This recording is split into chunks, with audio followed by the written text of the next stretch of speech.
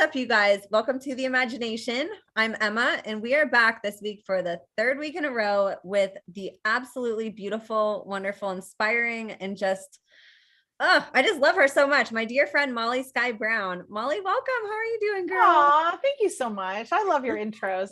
Oh my gosh.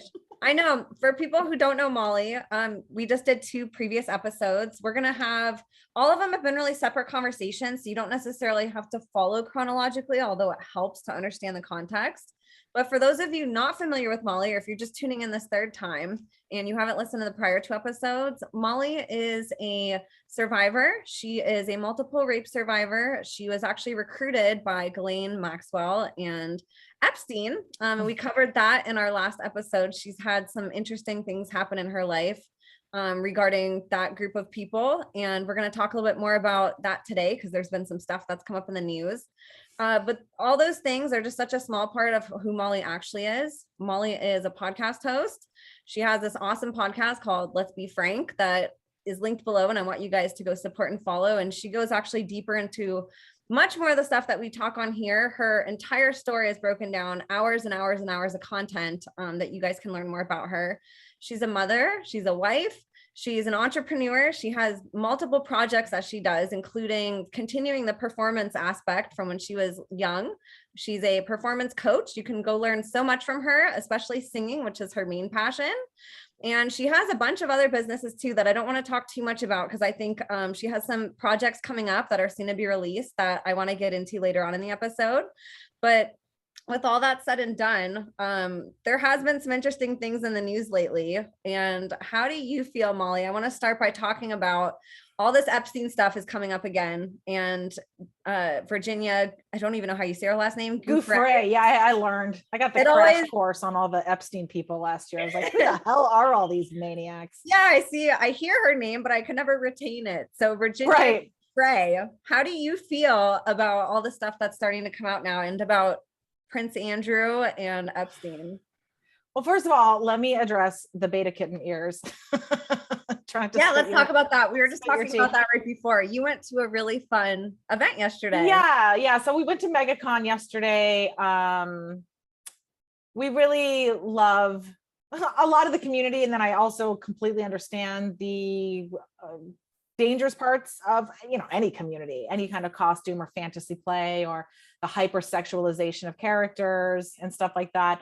So, I go to these things with very open eyes. And then I know a lot of the celebrities. I'm good friends with some of them that are in some of these events. And then my husband's in production. So we run into people who are producing the event and doing the media for it. So it's always a fun time. We got to go yesterday. I got a whole bunch of kitten stuff, which is, this is the conversation you and I were having before we pressed record of, I have beta kitten programming that has been coming out. It's been very recognizable and I'm seeing it more and more. And it's very upsetting to come to terms with that. It was one of the parts of my story I wasn't really sure was a part of my story or not, because of the abuse that happened when I was really, really young. I really don't have the greatest of recall because, again, I was so little when these things were starting and taking place. And I don't know if it's CIA level, satanic level, the kind of go hand in hand level. I have found out that my birthday is Satan's New Year. And then on top of Satan New Year's, the duality, the flip of it, it's the Feast of the Virgin Mary. My name in Gaelic and Irish Catholic means Mary. So all of these things are starting to make sense. And it's been upsetting me. I used to think I was a cat my entire I was born like literally meowing. Is what they say. My nickname growing up was Kitty Cat Meowly, Meow Molly Meow. It was a lot of cat love, so much cat stuff. I believed I was a cat, like I said. I was finally able to have a cat, but I don't know how much my parents were involved. I don't believe that they were like front level of the people. I think they were being used by a lot of the people and also not recognizing the signs and then punishing me for coming home with the trauma experience and them thinking I've had a different experience than the one I've had in these people's care. That's kind of what I've come to terms with. And that's why they tell me I'm a brat or I'm spoiled or this and that, because the people who preyed on me would tell my parents I'm gifted, I'm a genius. Molly can skip the first grade, and then I sleep over at my teacher's house, and she doesn't have kids, but she has a husband, and I'm going to bed early, and I'm sleeping in a room with no windows, and it's pitch dark, and I'm clinging my teddy bear, and I've had some weird sensory recall from that too. So the wearing of the ears for today is to talk about beta programming, come to terms with it, make light of it, honor it, be sickened by it, expose it, flip it on its ass. Because one of the things I've found out from meeting other survivors of this kind of abuse and programming is the awareness alone pretty much sets you free. And since I don't know much about it, and there's not a bunch of books on deprogramming yourself from Monarch Butterfly or MK Ultra or whatever the fuck they were doing, and who was roguely doing it in my circles and who they were connected to, because I have zero recall of going to any sterile facilities and being tortured, but I did have experimental surgeries that I was literally tortured in sterile environments. So I kind of have, but it wasn't being drugged and in the middle of the night. I signed up for these surgeries and had experimental surgeries, and I was in a cage, which is not a cage. It was a crib made of metal. It seemed like a cage to me. I had aggressive manipulations done that were incredibly painful to the point of disassociating. I remember people with notepads and just taking a lot of notes. I remember going into altered states in order to deal with the pain, because I couldn't speak. And then my mom was telling me, she was like, yeah, you went mute. I was like, I was 18 months and 3 when these things happened. I don't know how much I was chatting to begin with, but I regressed and completely went mute after these torturous experiments, which left me in full body casts.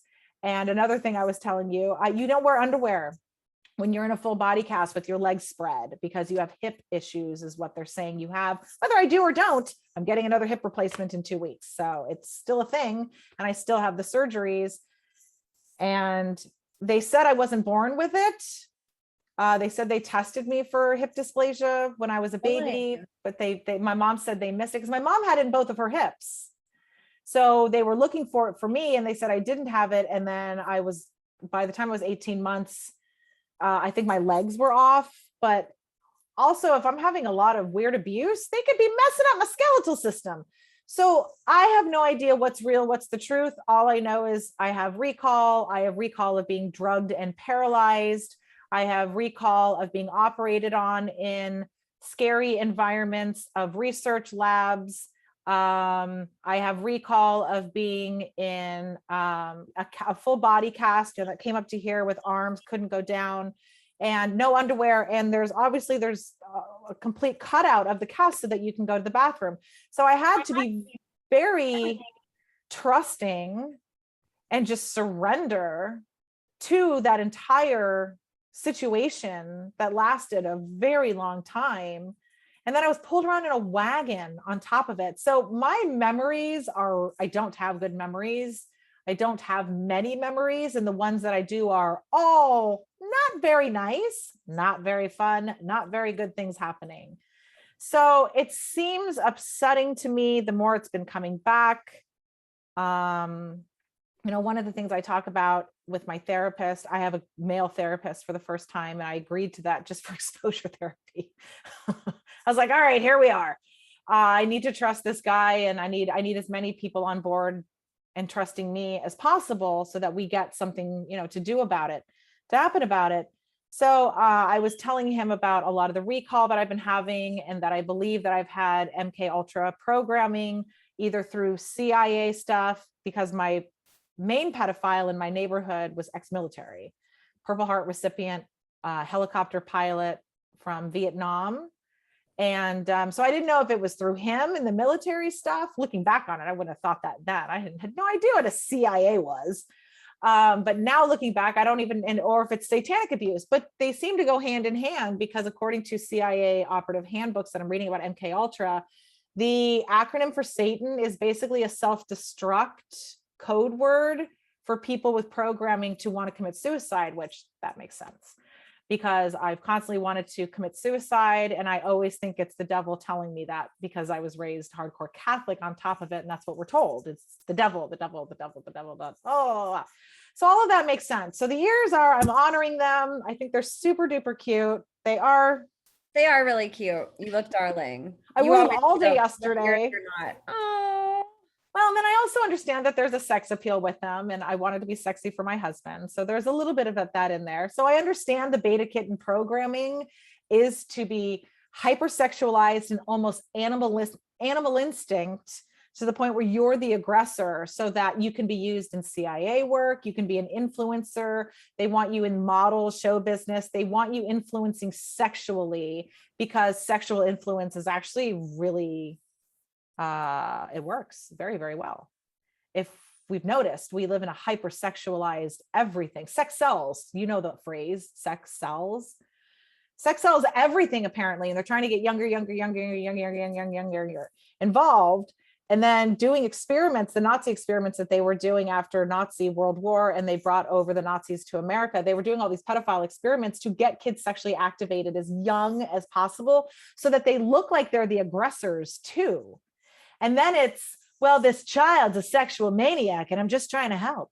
You know, what's a pedophile to do? This child is harassing me. That's what they're trying to do. They're trying to normalize it. When people are like, they're trying to normalize pedophilia, they're like, that will never happen. That's exactly what they're doing. Look at Nicki Minaj. Look at Ariana Grande. They're on giant beds humping.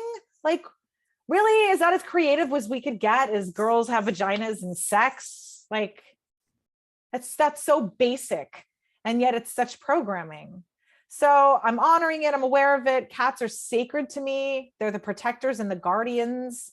In Egypt times, Bastus was the protector and the guardian of whoever the fuck was invading and taking over at that time. So cats have always been sacred to me. I'm mad that they're using them in that kind of way to make them hypersexualized or that kind of programming. Before we started recording, I remember telling you that the leopard print stuff is a huge MK Ultra beta trigger sign. It's definitely code. And you might not even be aware of it. So if I had stayed in the modeling industry, all of my programming would literally dictate the outfits that I would pick for a shoot or a gig that I would agree to. Because one of the things, if you read the programming for Beta Kitten, it reduces your inhibitions and your sexual morality.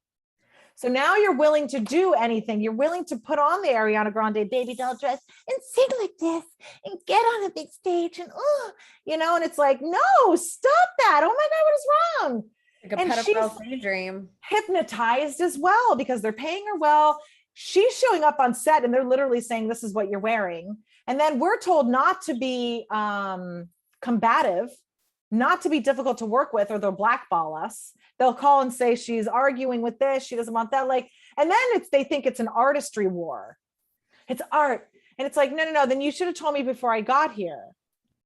Same as the debutante ball, that bullshit debutante ball thing that's on my blog, that we can go over that at some time too. The celebrity judges, they told my mother the entire evening of events. I was a minor at the time, so 17-year-old model.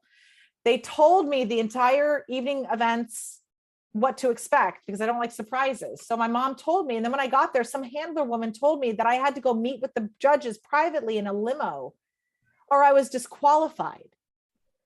And my little brother, who was 14, my whole family came. My little brother, who was 14, this is on Palm Beach Island too. My little brother, who's 14, I go, Alex, would you go look out to the limo and see what's going on? I'm like, that doesn't make any sense. We're having live interviews in front of media later in the evening, right before they crown the debutante. So why would there be private meetings before the thing is even starting? And now we know why. They want to get to know you. And so my little brother, and I'm in a very skin tight dress and I can't move and I dislocate and I'm a model, but I fall down and hurt myself easily. I'm handicapped. So I was really mad that this woman was telling me this, that I was expected to get into a limo. I was afraid I was going to hurt myself and then scream profanities in front of all the people and have to be hauled away on a gurney. So I asked my little brother, I said, Alex, would you go out to the limo and tell me what's going on out there? I said, what are they talking about? Interviews. My little brother goes out and he comes back in and he's giggling because he's like 14. And he goes, The other contestant, there's only two of us. The other lady, he goes, she is giving JJ Walker head. She's giving JJ Walker a blowjob, who's one of the celebrity judges. JJ Walker from Good Times is one of the celebrity judges. Poor little brother. He's probably like, oh, he was horrified and also titillized because that's what they love. They love that you've found them. Ooh, shocking. They don't fucking care. Now you're complicit. Now they're going to blackmail you. I'm like, God, you honestly didn't want to see that. And so I didn't say anything. I was just furious. I could not believe what he was telling me. And then also I knew it. I knew they were going to put the moves on me because that's what they always did. I went for a Pringles audition and I was 15 years old and they told me to take my shirt off. And I started to, and then I just stop and think, what Pringles commercials do they show teenage girls' bodies? Like I didn't even think of any, and they like that they even had their bikini on. Right. And then the guy told me I was being difficult because I said, I'm not comfortable with that. And he said, basically, you're being difficult. And I was like, well, then I don't want the work. It's not that important to me. And he was like, I need to see everyone's body. And I was like, I don't want this gig. And I left. And my brother was waiting for me. He kicked my brother out of the room too. We both went.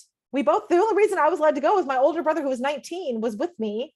And we were auditioning together. And we auditioned right next to each other. And then the director said, I want to see your sister by herself. I feel like you're distracting her ability. Oh my gosh. So they sent him. So he's sitting by the wall. He wasn't even leaving at first because my brother has ripped people off of me, sexually assaulting me since I was a child. So he's standing by the door. He's like, I'm not going to leave.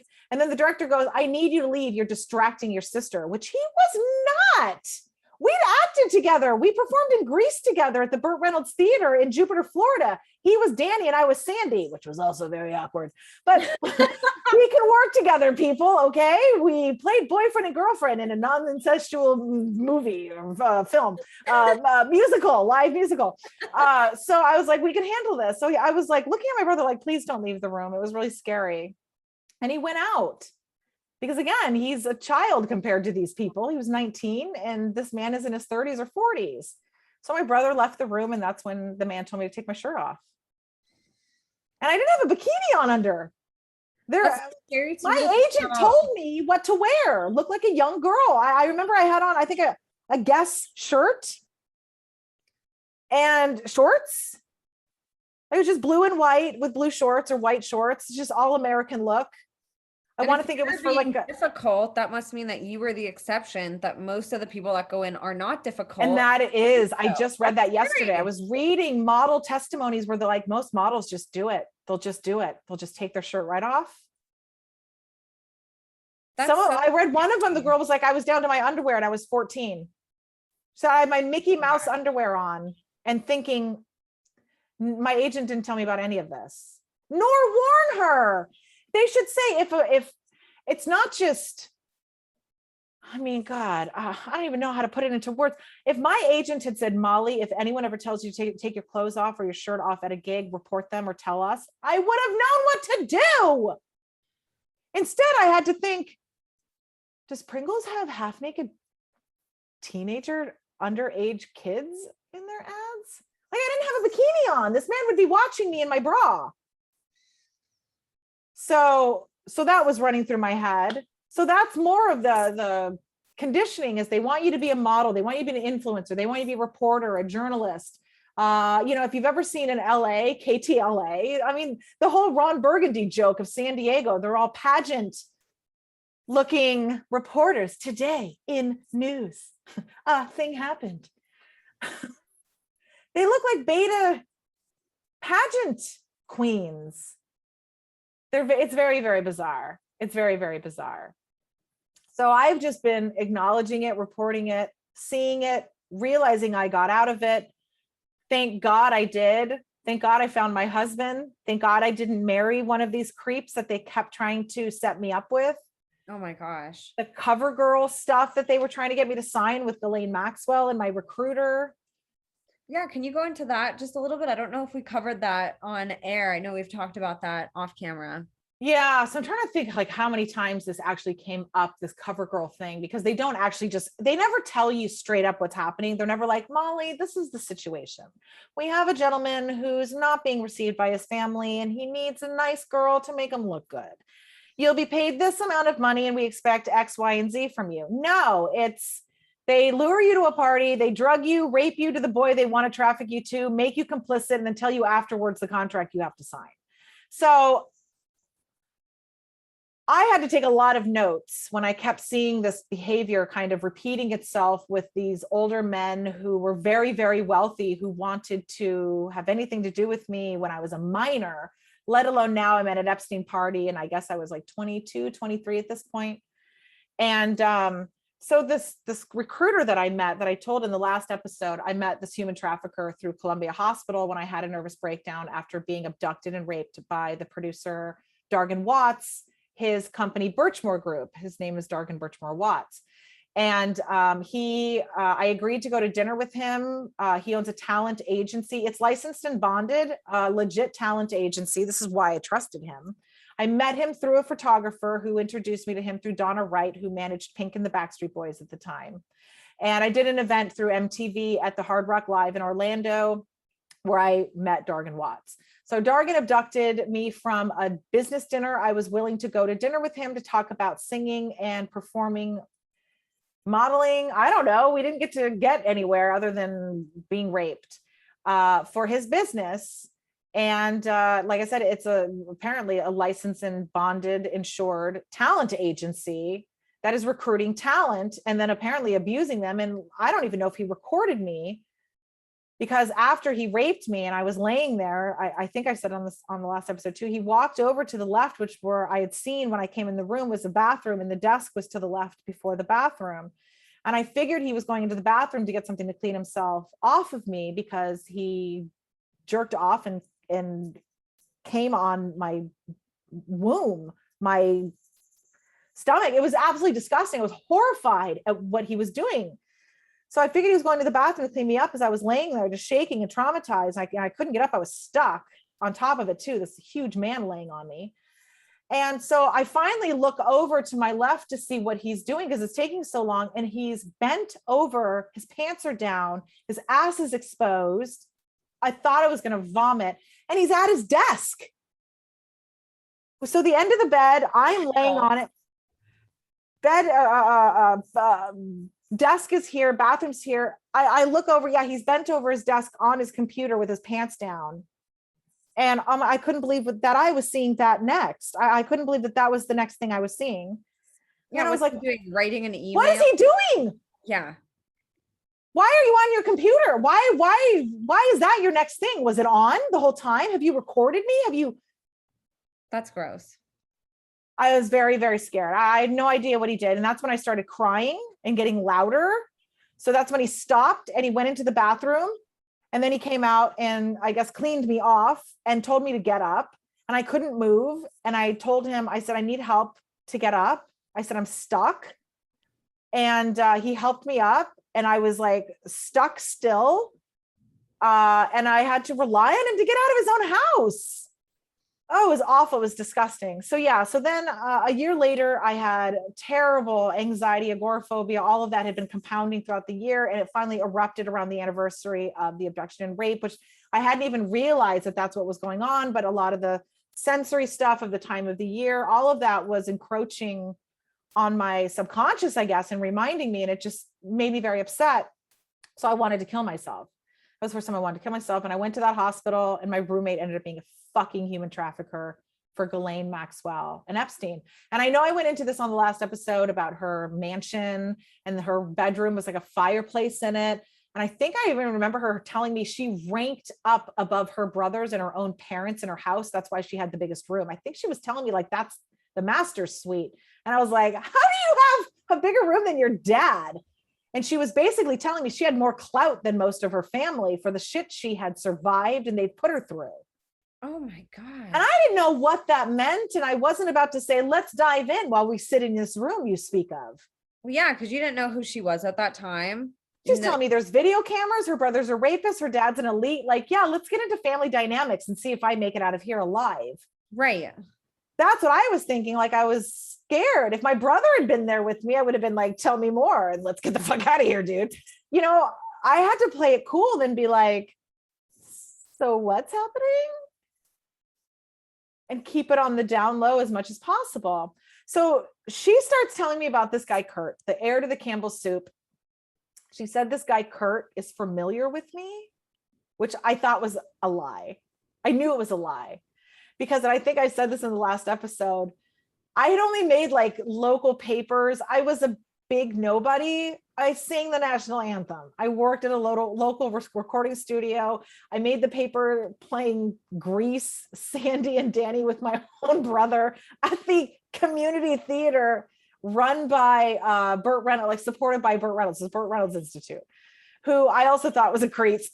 So not a big shot, not a Grammy Award winning artist. I was still figuring it out and was like, okay, yeah. So this guy's heard of me, huh? And he's like, yeah, he's familiar with your career.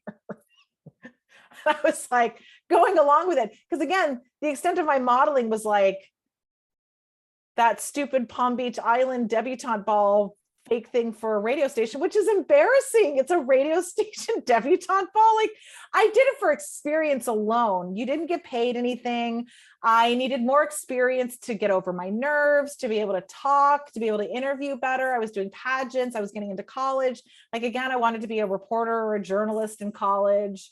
So it was all just, let's push Molly and get her really comfortable with all of this, which is also fucking beta programming, which is also programming. It's abuse and trauma programming, desensitizing me to be public meat. I don't know, to be cool with all of this, to seek it out is what I kept doing too. I kept manifesting these situations of being an escort or a high-class prostitute or a cover girl. So this Kurt guy, Lisa was telling me she knew this guy Kurt, and he was the heir to Campbell's Soup. And all of these red flags came off. So I didn't feel good enough. I didn't feel worthy. I didn't feel like I was rich enough or sophisticated enough or fancy enough. Like we had just been borderline fancy rich my whole life. Like we always had the cheapest mansion in the neighborhood because that's how my dad knew a good investment. You never buy the most expensive place, whatever. But we were never rich enough to ever buy the expensive place either. So I guess that's a good way to make yourself feel good that you could only get the cheapest mansion in the lot. So we were never really welcomed. We didn't have the amount of money that a lot of our neighbors were, and we don't even know what they did.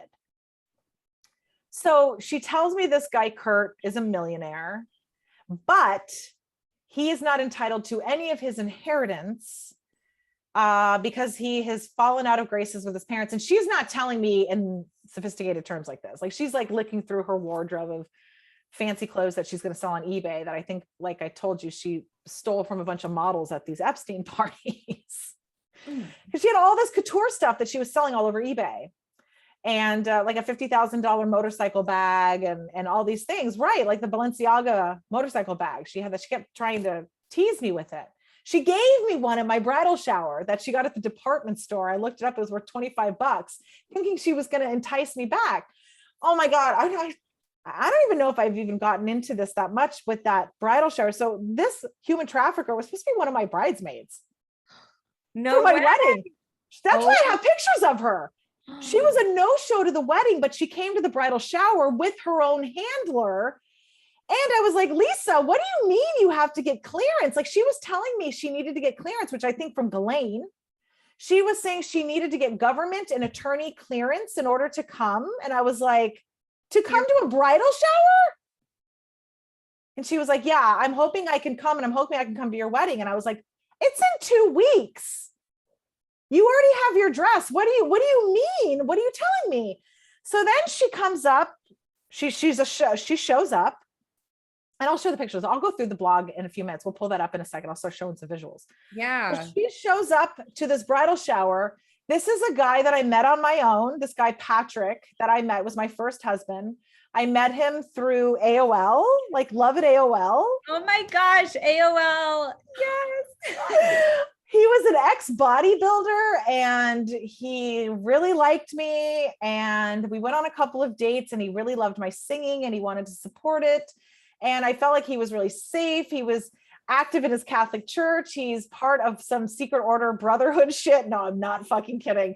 I thought all these were good things.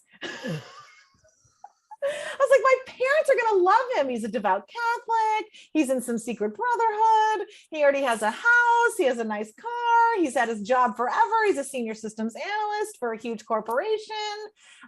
He's an ex-bodybuilder. He also had some, he was on a TV show or a local show of the Ninja Warrior thing back in the day. Oh, yes. Yes. Oh my gosh. So, and then he ends up being a complete opposite of what he is. He's shooting testosterone in his ass and wants me to start doing this. And we're getting closer to the wedding and I'm like having reservations. He's snorting Oxycontin. He's addicted to Oxycontin. He's going to strip clubs and then shaming me when I tell him I don't like that he is. He's like, well, I told you and you said you were cool with it when we were dating. And I was like, yeah, I thought I was going with you, Captain Dipshit. Like, I thought we were together going to I used to work at a strip club in college as a cocktail waitress. I will go with you and still be a Catholic Christian the next day. Like, I was on board with the marriage, not you having a secret alternate lifestyle. So I was getting really panicked about all of this and having severe reservations. So Lisa, she couldn't believe I was marrying this guy. She was like, Molly, why are you marrying? He's poor compared to all of the guys she was trying to set me up with. She's like, Molly, he's poor. So I think Ghis-lane, the only reason Lisa was allowed to go up was Ghis-lane was trying to get me to come back and be like, what is she doing? We will give her other contracts. Like Lisa was telling me, she's like, Molly, what do you want? I will get you out of this. And I was like, Lisa, calm down. He is a good man. He makes good money. And it was like 60,000, but that to me, it sounded fine. Well, and it seems like you liked him. It wasn't just money that drew you. Enough, right? Yeah. Well, I never trusted anyone with money. I always knew I would make my own, that I could make my own, and that I just wanted my husband to allow me the opportunity to.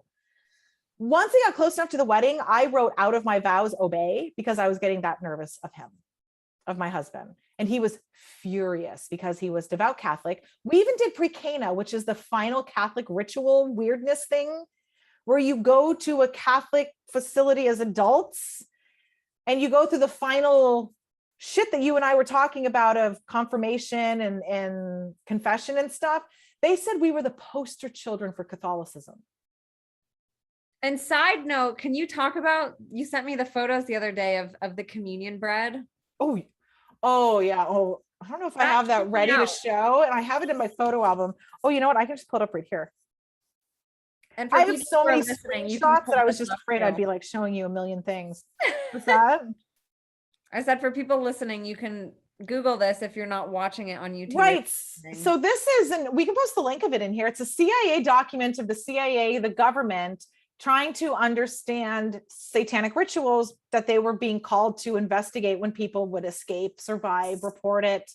Whatever was happening. So one of the things they were showing were a bunch of different symbols. This is the symbol of a black mass indicator, which that cross is Roman Catholic. It's Catholicism also, but that's the Eucharist. That's supposed to be the body of Christ in the ritual that we eat this piece of bread and drink the blood of Jesus, which is wine. But that's Templar.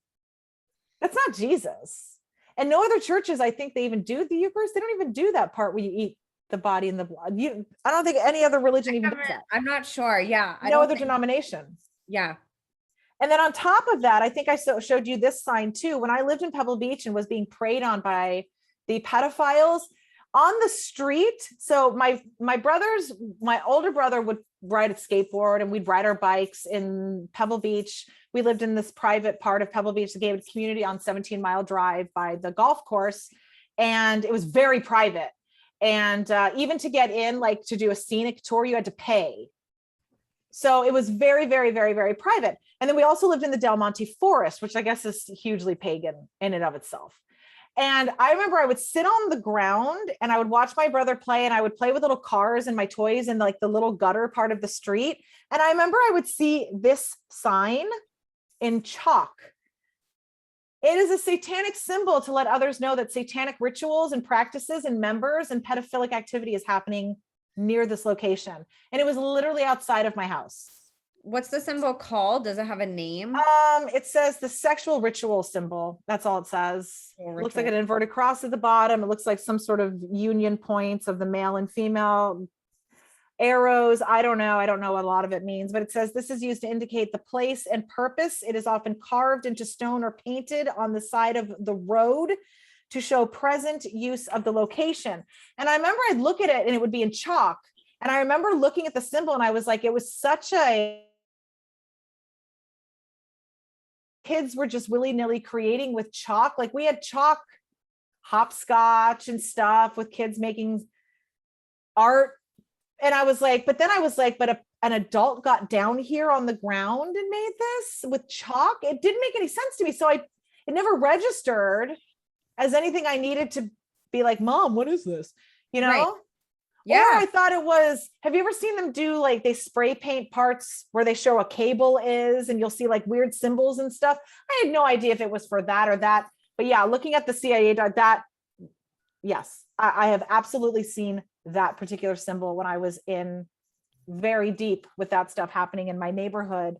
Do you know of anything? I know you said you're not sure in your own neighborhood. Do you know if areas that you grew up in have, I guess, been infiltrated with different satanic cults, or was there anything totally growing up? Yeah. Yeah. So I was born in Monterey, which is a huge trafficking and pedophile area and satanic area. And if you Google it, it's under a lot of wraps. But if you look at the police department, it literally admits it. So the Monterey Bay Police, the police department specifies they have a rape and trafficking division and that they're one of the main hubs. If you go and then look at human trafficking websites, they show all of that. But that is not the persona you will see. If you even Google some of this stuff, there's no cases of it. That's weird to me. How are you known for this hub of an area in the San Francisco area? I mean, this is Bohemian Grove is near here. Wow. How far? It's San Francisco. And what is, for people who are like, maybe they've heard of Bohemian Grove or they haven't, what is so Bohemian Grove is a forest area that apparently has psychic energy. It has portal energy. It has portals open. I don't know what kind of work has been done here prior to the organization that took over the land, but it has some sort of elements because of the paganness and the elements of the land and the redwood trees and also being in nature. So the Democrats, and I don't say just the Democrats because there's plenty of Republicans that do this too, but it's a majority of the Democrats love to go to this one area and do a ritual at Bohemian Grove where they make sacrifices and theatrical performances to Moloch. And Moloch is a god from, oh my God, it's on the tip of my tongue, Sumerian. It's a Sumerian god. And his original purpose, Moloch's original purpose was if a grieving parent lost their child, that grieving parent could give the body or give the essence or the tragedy of the loss over to Moloch. Sorry, that's my dog. Moloch would then take the baby over, like Rainbow Bridge type thing, you know? Yeah. And then give something in return to the grieving parent to give them something beautiful for their trauma, their tragedy.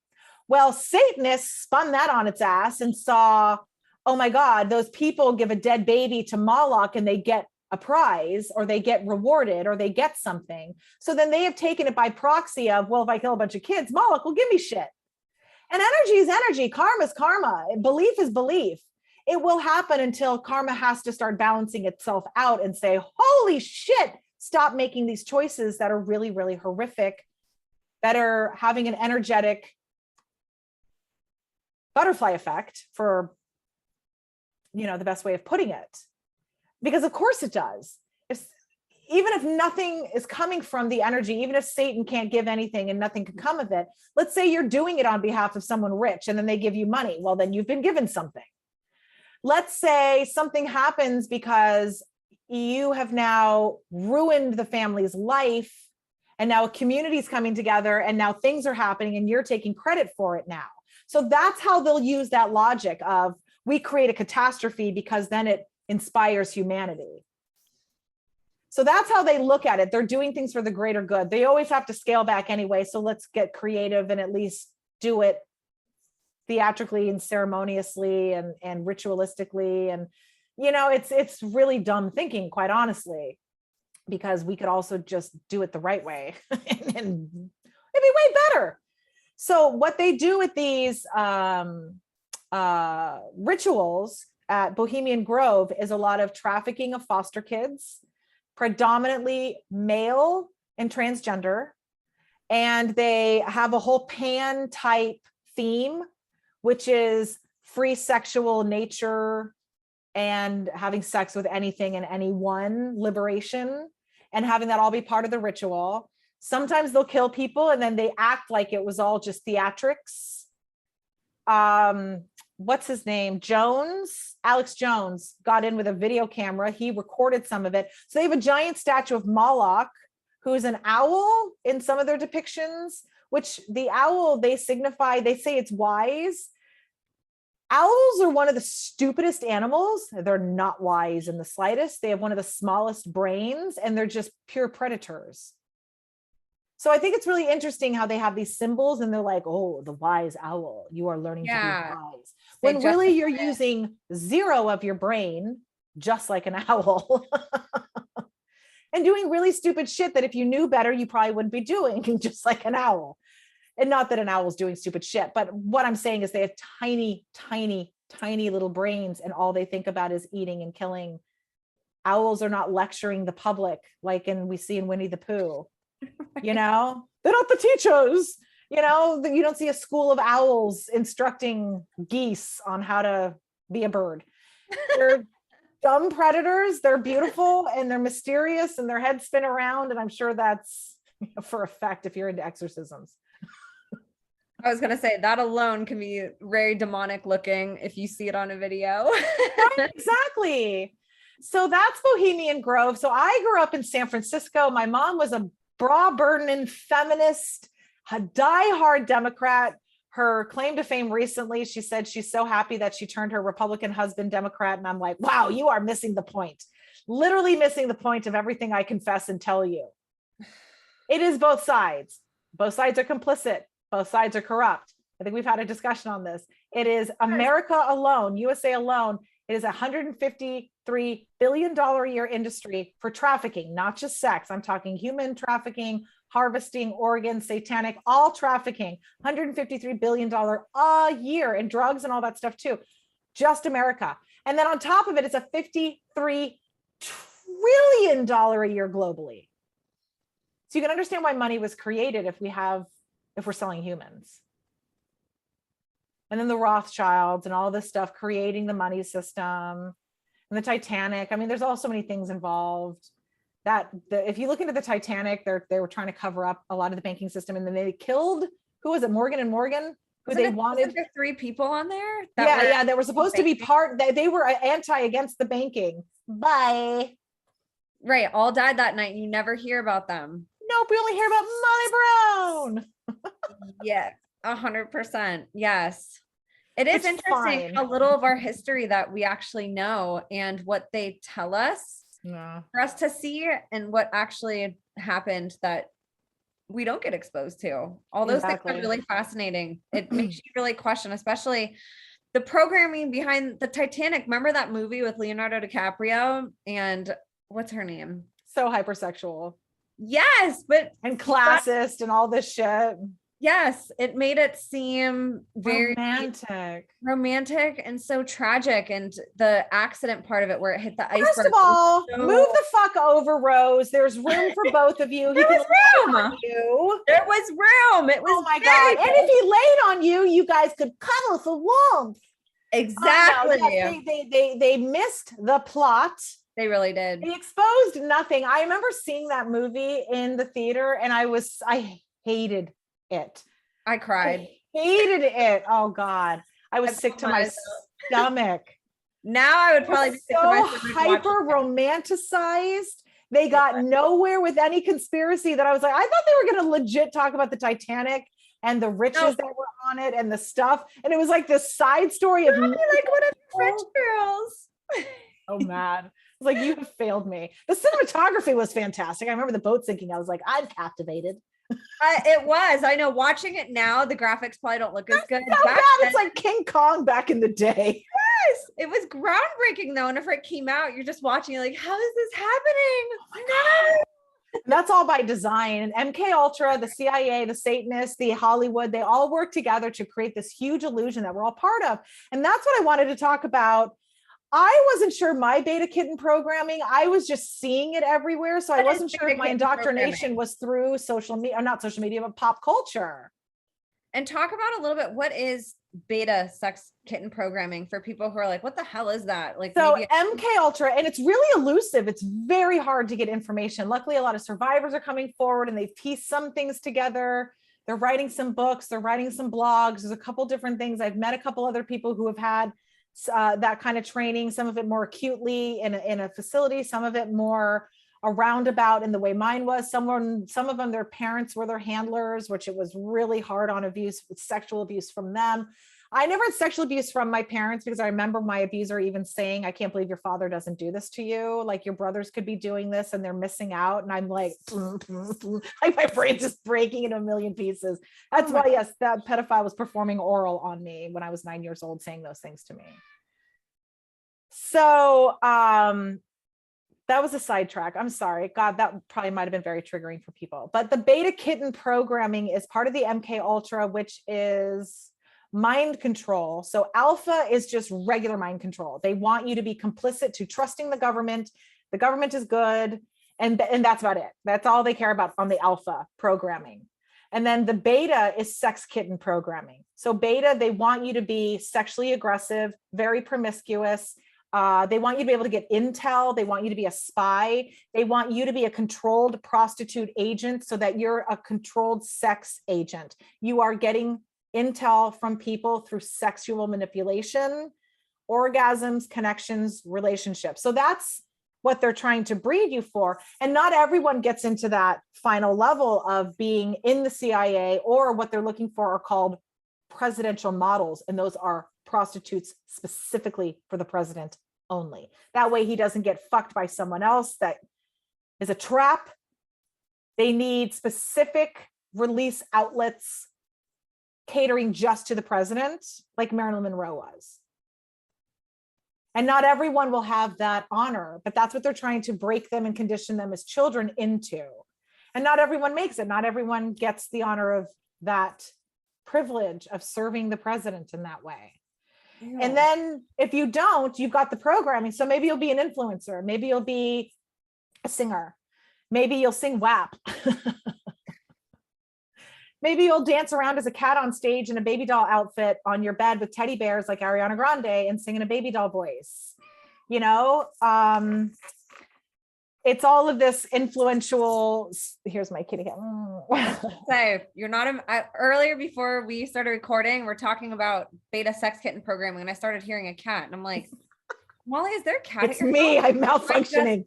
My programming is so. It's so like, believable. I'm starting to hear a cat right now, and she's like, "Oh, it's my cat." So it's funny. Both times your kitties come up, it's been. He's like a therapy cat. He's very, very intuitive. Very, very. Like, he'll literally throw himself at me to the point where I think an entity might be throwing him at me to be like, calm down, she's triggered or upset, because he's like, pet me, pet me. Aw, they're the best. He is the best. He's very, very sweet. Rigby. Hi, Rigby. I love animals. So yeah, he's always on me. How did you, I know that you weren't sure that you had any type of programming, at least programming that was intentionally installed on that level. Yeah. How did you start to piece that together? I would say because I was aware of the times that I would be really sexually frustrated as a child, as a teenager, or relationship wise. And then I could feel my programming, because it would always link back to them. Because I remember being mad at my abusers that I was sexually promiscuous or frustrated or looking for sex at certain ages. It's not that I found it, not that I ended up being promiscuous, but just dealing with that energy alone made me very angry, and it knew I was activated. So I could just feel I was activated because I knew other kids were just acting like kids, and I kept finding a bunch of sexual abusers. So, you know, I was telling you about the cover girl thing, and I want to get back to that in a minute. But one of the neighborhoods I was in, and I'll tell this story as well of how I kept finding more and more and more abusers, because you will end up finding each other because you're branded, you're marked, and it doesn't have to be visual. They'll pick up on cues and signs and signatures. If you're wearing leopard print, they know you probably have the programming, because like I was telling you before we started, my mother used to tell me wearing leopard or cheetah or that print meant you had a ton of confidence. So you're accepting that. For me, I thought it looked very prostitute. I thought it was incredibly sexually aggressive, was the energy I always felt looking at those patterns. When you were a child, did you ever look at leopard print and be like, I want a bodysuit or bathing suit? No, or I really like you all. I always associate it with lingerie. I would see it on like Victoria's Secret commercials, and it seemed like sexy. It didn't seem to me. I never wore leopard stuff. I never wanted to wear it. So in high school and in college, so in high school, I started wearing some of it, and my mother was encouraging of it, and not downplaying it. And then by college, my entire bedroom was leopard print. I was obsessed with white leopard print. I didn't want to be the norm. I wanted to be white leopard, snow leopard. Interesting. Which probably means me fighting my program. I saw white as pure and virginous, because I can feel the programming parts of my brain fighting it, saying we're picking the white because you are innocent, you know? So I can feel my programming going off, because nothing is just a decision. There's always a cluster of emotions and impressions that go behind literally every decision I make. And what is that? Why is that happening? What is all that making a decision and going through my head? If I can't just say, I want that thing, it's not, well, why do you want it? Well, why do you want it that? Well, there's all of this questioning that comes with it. And that's when I started realizing that that's my programming. I never realized it at the time. But I remember I would get really triggered. Something would trigger me sexually. And I would get really angry in my house. And I would slam doors and be really triggered and angry. And I remember feeling a lot of shame and anger about it and getting into trouble about it. And then really feeling really sick about it, because I knew it was all related to that. And then reacting that way. And my mom would say something like, don't talk to me in your witchy voice, or you seem possessed, or sometimes we think you're possessed, or you look demonic. They would say things about being demonic, and that I needed an exorcism. And I remember thinking I knew exactly what it was, but I didn't know how to tell her, because I remember this was happening when I was like 12 or 13. They were threatening to ship me off to a boarding school in Alaska. And which is so weird, because at school I was teacher's pet. For science, I was a teacher's aide. I was a teacher's aide in PE because I couldn't do PE, so I would just help the teacher. I also did stuff for the front office. So I was living like alternate life, like two lives at the same time, situations happening.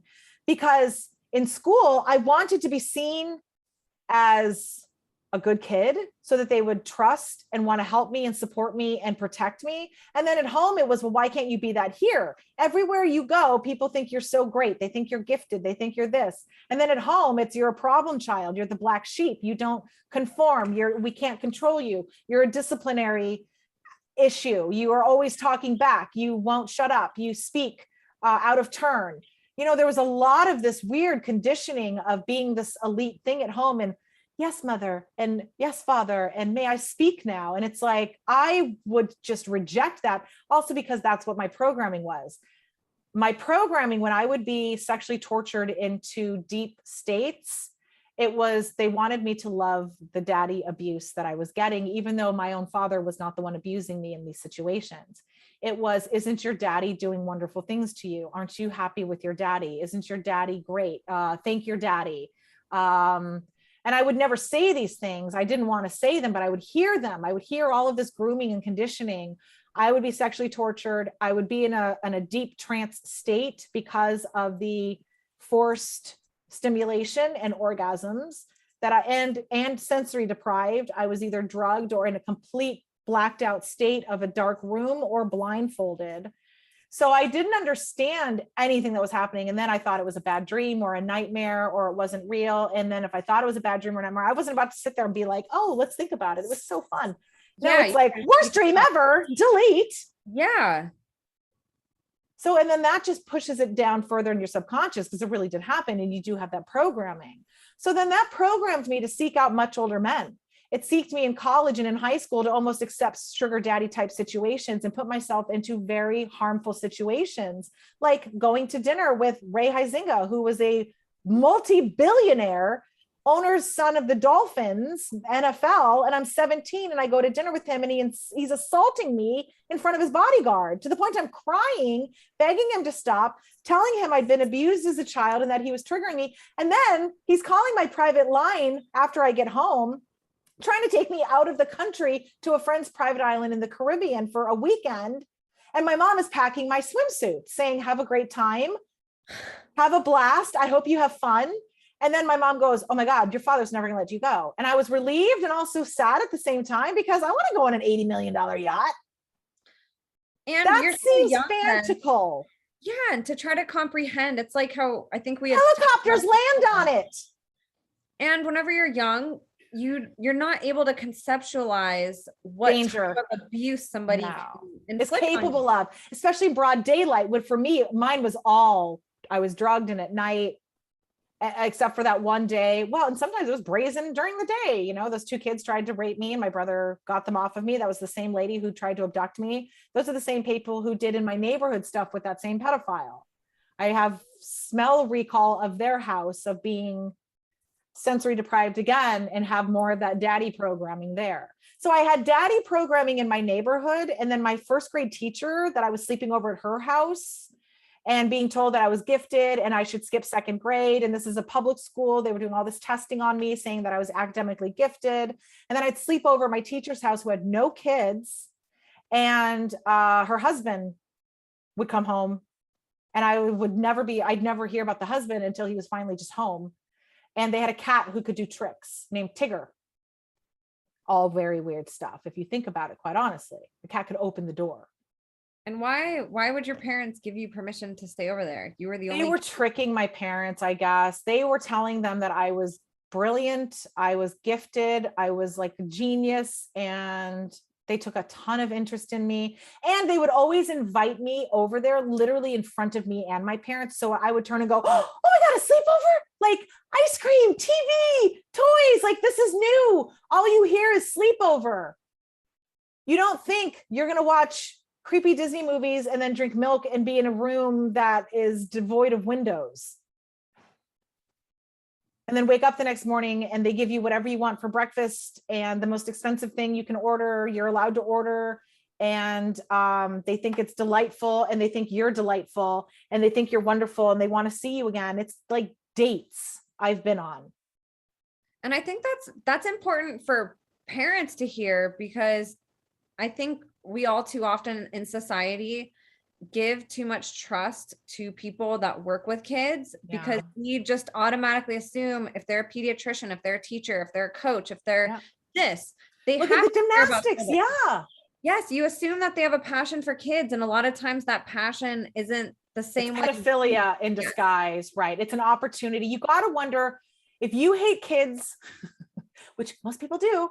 No one wants to be a third grade teacher. Okay. Unless you really want to be a third grade teacher, but why? Like, no, why do you want to work in daycare? Why do you want to be around all these kids? I remember bus drivers hating kids. Why are you a bus driver? Why are you a Cub Scout teacher if you don't have children, or a Cub Scout person? So yeah, we really need to question, why are you taking such an interest in my child? And then you need to ask some excruciating questions to your child and then really take notes when they come home. I would come home from these people's places and feel disoriented, discombobulated, disconnected. I felt sick. I felt like I could recall parts of my body were still very much inflamed, angry, activated, sore. And also I didn't know what sex was, so I didn't understand what these things were. I thought maybe I just slept funny and now I'm in pain. I sat on a chair funny and maybe I hurt my down there, you know? And I wasn't going to tell my mom any of these things because I didn't want her interrogating my teacher if my teacher is just my sweet first grade teacher that loves me and tells me that I'm so special and I am precious and unique and I'm the most special person. And if you're not aware of what sex is or intercourse, you don't have a way to relate that to anything that's going on in your body. None. You just go on being a kid. Kids don't ask all those questions about their body. They just go to school the next day and they just push through it. And I would go home and I would be very angry. It's just really upsetting. And then they'd be mad at me because then they would think that I was a brat, that I was being a brat, that I'd already had a sleepover, and that I was being a brat, that now I was home and I really wanted to be back at the sleepover, and I was never happy, and nothing was ever good enough. So it was always compounded. I'd come home in a bad mood and it was, you're a brat. You get to sleep over at adults' houses and you're a brat. And they give you presents and you came home with this gigantic doll and you're in a bad mood and you're a brat. And it was really, I came home and I was sick to my side and I wouldn't eat. So then it was, you're a brat at dinner because they gave you whatever you wanted for breakfast. You ruined your appetite. So, and that's what they want to do. They want you to break ties with your family so that you literally move in with them. CPS is called, hi, I'm Molly's teacher and I'm very concerned. Molly goes home and she's not happy, but she's happy over here. This is how all of this gets involved, where then all of a sudden you have all these handlers saying, the child is fine. The child is flourishing. The child is with the right people now. And we watch it happen all the time in family courts. And they're being trafficked and passed around. And we know that it's teachers that are trafficking and recipients. We know it's elites. We know it's clergy. We know it's teachers, doctors, police officers, lawyers, judges. That is very concerning. Those are all people who are supposed to be protecting the thing that they're abusing. Exactly. And we're programmed to trust them and to not think anything of it. And so that's the alpha programming. Most of us have MK Ultra programming, quite frankly, from our media. We are desensitized. So one of the other things in the MK Ultra is they want to keep desensitizing the child. They want murders in front of it. They want, whether you see a ritual or you watch a movie of it, they want you so desensitized that you don't react if someone does get stabbed in front of you, so that you never tell and you always think it's fake. And that you participate in it too, when and if thinking it's fake, or you're scared to death and you have to. Yeah, exactly. Thankfully, I don't believe that was ever my case. I don't know, but I don't know. And, I'd be willing to go through hypnosis with the right people that I would trust. And I'm saying this now, and watch me get up. Hi, we're with the CIA. I'm just kidding. I mean, local, God, what did we show you yesterday? The Time's Up people, even they're complicit. They're defending predators. People on their board are just taking money, paying themselves. That's supposed to be helping people like me who are up against producers like Dargan that abducted and raped me and ruined my life. And yes, I want to say that my life has been ruined repeatedly over and over and over. I just wanted to sing. And yet I was abducted and abused and used and humiliated and trafficked, and I never got paid for any of it. So what do they call that? Exploited. It was all free. You get to do this for free, Molly. Look at you doing all this for free. Yet I'm making the paper money. I'm making the community money. I'm making this money. I'm making the church money. The first modeling thing I did in second grade at my church. I didn't get paid. I got a sweatshirt full of cats on it. More cats. More cats. And that's what we were saying. How do they find people? Well, they see a cute little girl limping into their store with their mom. And I looked at a sweatshirt full of cats and I wanted it and it was expensive. My mom said no.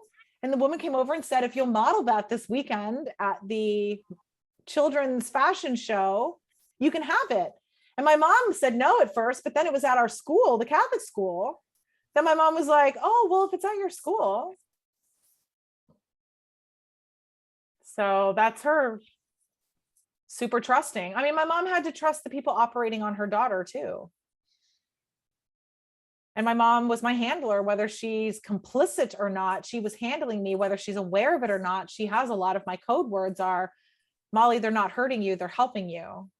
Whether they're dislocating something back into place, or they're doing a surgery, or I'm in traction and I'm having horrible manipulations done to me, which I've been reading in CIA documents is another way they fragment and break you so that you get into a disassociative state easier so that they can program words in there, trigger words. which I don't even know what they are. I'm still learning them and researching them. And it's very upsetting. And then the stuff that I researched, they're like, don't read this if you're not in therapy with someone who knows MK Ultra. And I was like, then give a list of therapists who know MK Ultra, because I want to read the thing. I want to deprogram myself. I'm hoping I don't explode on impact if I start reading this, like my brain just blows up, because there's coding in there. If you look at Kathy O'Brien, she talks about her and her daughter have coding to induce anxiety, heart attacks, palpitations, respiratory system shutdown. I feel like I have the same programming. My blood pressure will go through the roof when I am triggered. My entire pregnancy was 200 over 100 because I was terrified that I was actually pregnant, when my pedophile, all he wanted to do was impregnate me. So, and then I got pregnant and I was like constantly disassociating. I was constantly triggered back to when I was 6 and 7 and 8 and all the times that I was abused in my childhood of, now I'm finally here and I'm pregnant and a baby's going to come out of my legs.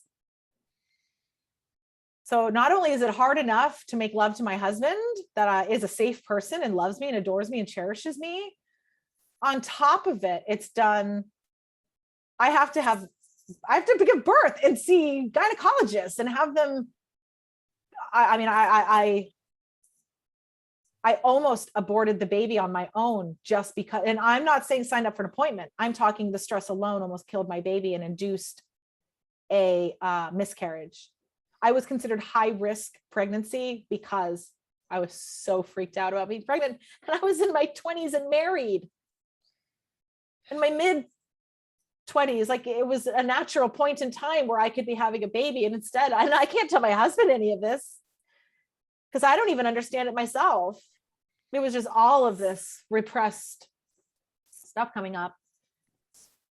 And one of the first times I ever saw a therapist as a child, it was a guy, and I didn't trust him. So I didn't tell him anything. And I was going to. I remember the car ride. I remember the night before. I remember so excited I was going to meet this therapist. And I couldn't wait to tell them that I thought weird things were happening. And I wanted to tell them what I thought was happening. And we got there and it was a guy. And I just froze. I remember trying to melt into the glass. One of the walls was glass. And I could feel the heat in the outside. And I just wanted to be outside of the room. I wasn't sure if he was going to hurt me. I wasn't sure if he was going to drug me or blindfold me, or I was going to wake up and not know what's going on. I used to just wake up a lot, just very disoriented. I didn't know what day it was, what time it was. So a lot of things got missed. And then my parents were very angry that the therapist would even say something is upsetting Molly, because they were like, nothing's upsetting her. She's a pain in the ass. So it was scary. I just remember kept thinking I couldn't wait to be an adult. Going from that to where you are now, what things along your path helped you get confident? Because you speak very differently now. You're way more accepting and open about what you went through than it sounds like you were at that time. What were some things that helped you get through that to where you I would say, well, at the time, my outlet was singing, performing. I loved singing.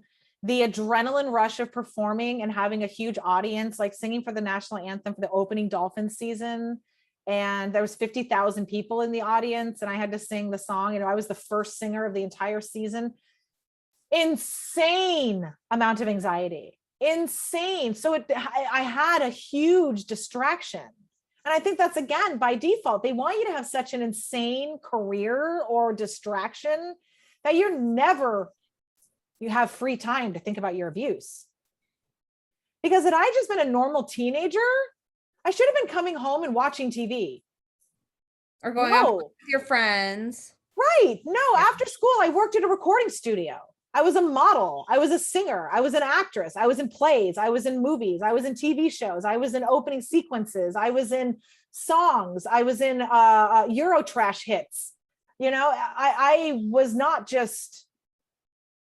And then I was rollerblading ferociously in between it all, and then babysitting as my work because I had to be bringing in some income. And I needed an outlet, and I needed to get out.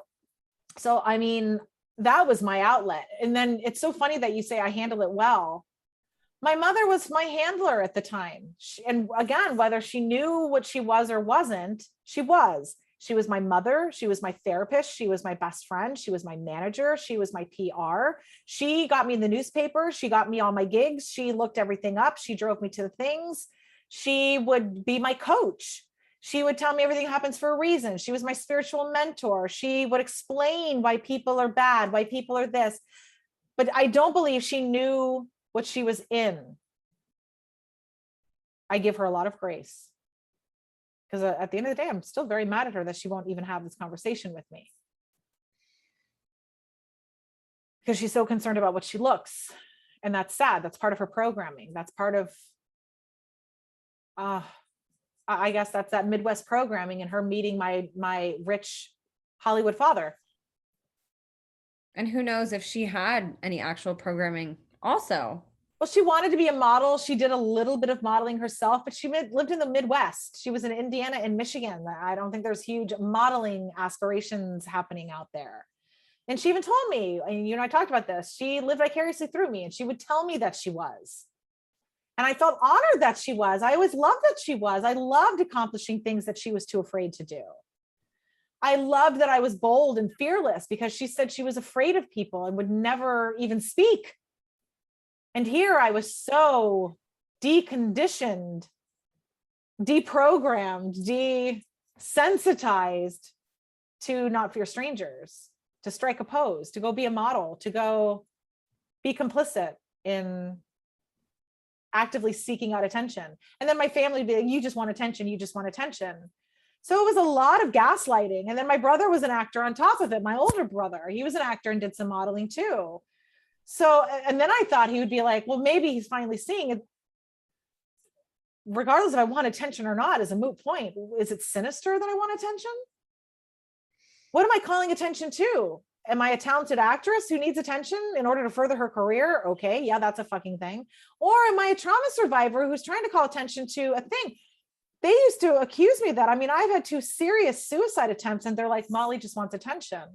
And it's like, do I get attention when I'm dead? Like, I don't know how that serves me. If when I'm dead, do I get all the attention? And like, finally, but then I have no platform, I'm dead. Where's my TED Talk? Oh shit, I died.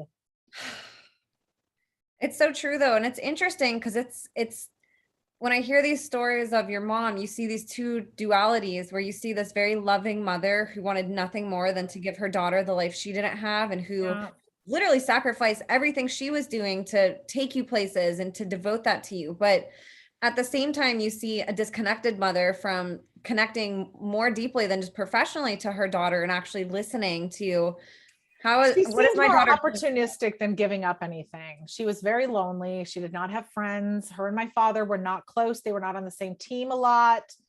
My dad came from a very patriarchal family, however you say that word. And my mom was a bra burning feminist in her own mind. And my dad's side of the family, I mean, my uncle was married to a Playboy model, 30 years younger than him, owned a ranch next to Ellen DeGeneres for many years, and raced horses and had seedy parties there. And then my older uncle ran the radio stations that my grandfather started. He's a pedophile. When I was on my grandfather's yacht as a child, I remember he came in one day and I was hanging out with my cousin, who was that uncle's child. And we were on the yacht and it was Christmas time and I had a gorgeous dress on and we were in the parlor, I want to call it. I don't know. I'd have to go see the yacht again. And I haven't seen it since the 80s. So forgive me for my photographic memory lack. So we were in this one area and I was hanging out with my cousin and I was like 5. And my uncle came in, the pedophile one, who is he molested his sister and she kept trying to kill herself. She ended up marrying a pedophile. And a lot of her kids are dead. And he molested most of them, all the girls anyway. Yes. So I'm not just going to be quiet about this. You're ruining lives and taking them. And at what point do we say theirs matter more than yours and your sick penis? And I know this is gross, but shame on you and your sick penis, Uncle Ron. You're disgusting. No, we do have to bring more attention to that. I can recall so many stories that personally I had with weird men, adults, and that my girlfriends would come to me telling me, and we'd almost laugh about it. Right. They were embarrassed for them. Yeah. And like I remember telling, or having friends tell me that they were telling their mom about stuff and their mom would just kind of laugh it off and be like, oh, that's just My creepy mom or did. whatever. It's My just, mom did. and so She thought everyone was harmless. and then as a kid, you start almost, you don't know what else to do but laugh about it and joke about it. You can't do anything else. No one's doing anything. No one's stopping it. You're the only one who gets in trouble for embarrassing them and making them feel shame for their sick thoughts that are harmless. This is how it happens. Exactly. And then the child can only giggle. Do you know one of the first times Shirley Temple was sexually assaulted, she giggled the entire time on a casting couch. She was 12. I used to love her. I was so sad learning about how I showed you some of the stuff that they were making as children, like literally legit adult sick situations in their diapers. And she's a madam coming in to service a governor. And I'm a prize. I know. And everybody loved her. It's like, you just feel so bad looking back. And everyone's laughing at them. Yeah. They're on set doing child pornography, basically. And everyone's laughing at them. She's so cute. I just love her. Nobody's so asking. All of it's so cute. Oh, look at his top hat. Look, he has a bow on and underwear and just a diaper. Look at him eating the cake aggressively like he's eating out a woman. Wait, that's weird. Right. I watched that and I could not believe that people were just like, yeah, that's entertainment. I know. And looking back, I see so many signs. I bet if I were to go watch all her movies, oh my God, they would horrify you. Yeah. I'm the look at it so different. Lollipop. That's right. I mean, all of these songs, I Want Candy. There's so much. I can't work out to most music. I love working out in my virtual reality Oculus, the virtual reality stuff. I love it. I absolutely love it. I go hang out with God and work out. And I usually work out to classical music because there's no lyrics. And my dad raised me on classical music because he's elite and he's badass. And classical music is badass. And I will be literally, my son will come out and be like, how was your workout? You were literally like screaming and freaking out. And I was like, oh yeah, I was beating up predators while listening to music talking about honey, honey, sugar, sugar. And yeah, I get my thrill on Blueberry Hill and, you know, all these songs are super freak, the kind you don't take home to mama. Like this is me singing. These are trafficking, exploitation, sexual abuse songs. And I hate them. And no one wanted to hear it. I remember I used to try to tell my mom the decoding of songs and she was like, why do you have to do that? You're like, maybe because I want you to know. You know, I was just making it up for shock value. Yeah. And it can be this information. It's not easy to take in. So I can see from. We have to find out where is she hearing it? Where is she learning this? Exactly. It's like, I get that it's hard to listen to this stuff and it's hard to go dig into it. All these topics are really heavy, but at the same time, it is. As a parent, I would want to know more about this stuff than my kid, knowing that my kid could actually fall into being exposed to it. I just want to keep my son safe. And I ask him all the time, has anyone done anything? Because there were times where I definitely left him alone with people that I had to just trust they were good people. I had to work. I had a business. I had my own production company. And I always kept in mind that I would always get very close to the parents and look for any kinds of signs. And he tells me nothing has ever happened, but my mom never interrogated me enough to get anywhere. You know, she'd always interrogate me when I was scared of something that was already happening anyway. So it wasn't a great opportunity for me to be like, listen, lady, I don't know how to tell you words because I don't know the things, but a pedophile raped me and I don't know the words pedophile or rape. So I don't know how to tell you anything other than, do you remember that creepy guy, Brad? He did weird things to me. And then have you slap me or say that's not a thing? Like, I don't know. I was too afraid of how she was going to respond because she was responding so inappropriately for so many other things that it was very scary. Her anger and everything and aggression, whether she was scared for me, seemed to be at me. So I read it as she's mad at me. I wasn't about to speak up. Right. She was reflecting her anger on predators, possibly. I don't know. We don't get to have a talk. I took it as she's mad at me, not she's thinking I'm going to get bad guys if they're hurting you. I'm thinking, Molly, tell me more. I'm mad at you and you're freaking me out, lady. You know, we've got to approach our kids really calm. And, you know, there's a science behind it because we have to unlock parts of their brains that are keeping secrets for certain reasons. And it's to protect themselves and it's to get on with their lives. And it's to hopefully not make a mountain out of a molehill, to find out it was a mountain the whole time and that we really needed to expose the mountain. And now you're sad at minimalizing it to a molehill. And now it's not serving you. Like in my case, there's no justice. I made a molehill. I made a mountain into a molehill and then found out it was a fucking volcano that no one's approaching because they're convinced it's not active, for what, just for lack of better words. So what I wanted to say about being on that yacht. So my uncle comes in and sees me and my cousin playing, and he walks up and he says, "Hey, Sean, offer Molly $5 to take her dress off." So this is my uncle, who's 15 years older than my own father, telling his son, who is my age exactly, to have sexual relations with me or get naked with me. This is the same cousin who threw me in the pool when I was in the full body cast. This is the same cousin who tortured bunnies in front of my face and would kill rabbits and pour crazy glue all over their faces in front of my older brother.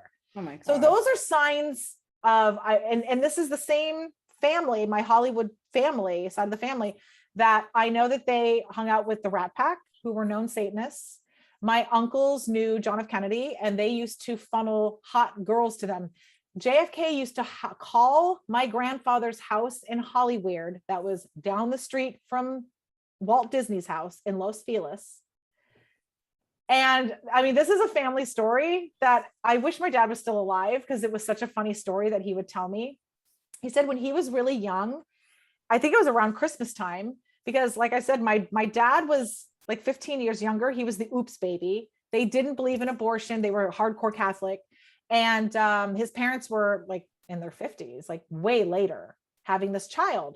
So they thought he was a gift from God or whatever. And he had a much easier life compared to my dad's older siblings, who they didn't get born into the richness of my grandfather. He was accruing it and building it while they were little. So when my dad was born, they thought he was a spoiled brat. They hated him because they did spoil him.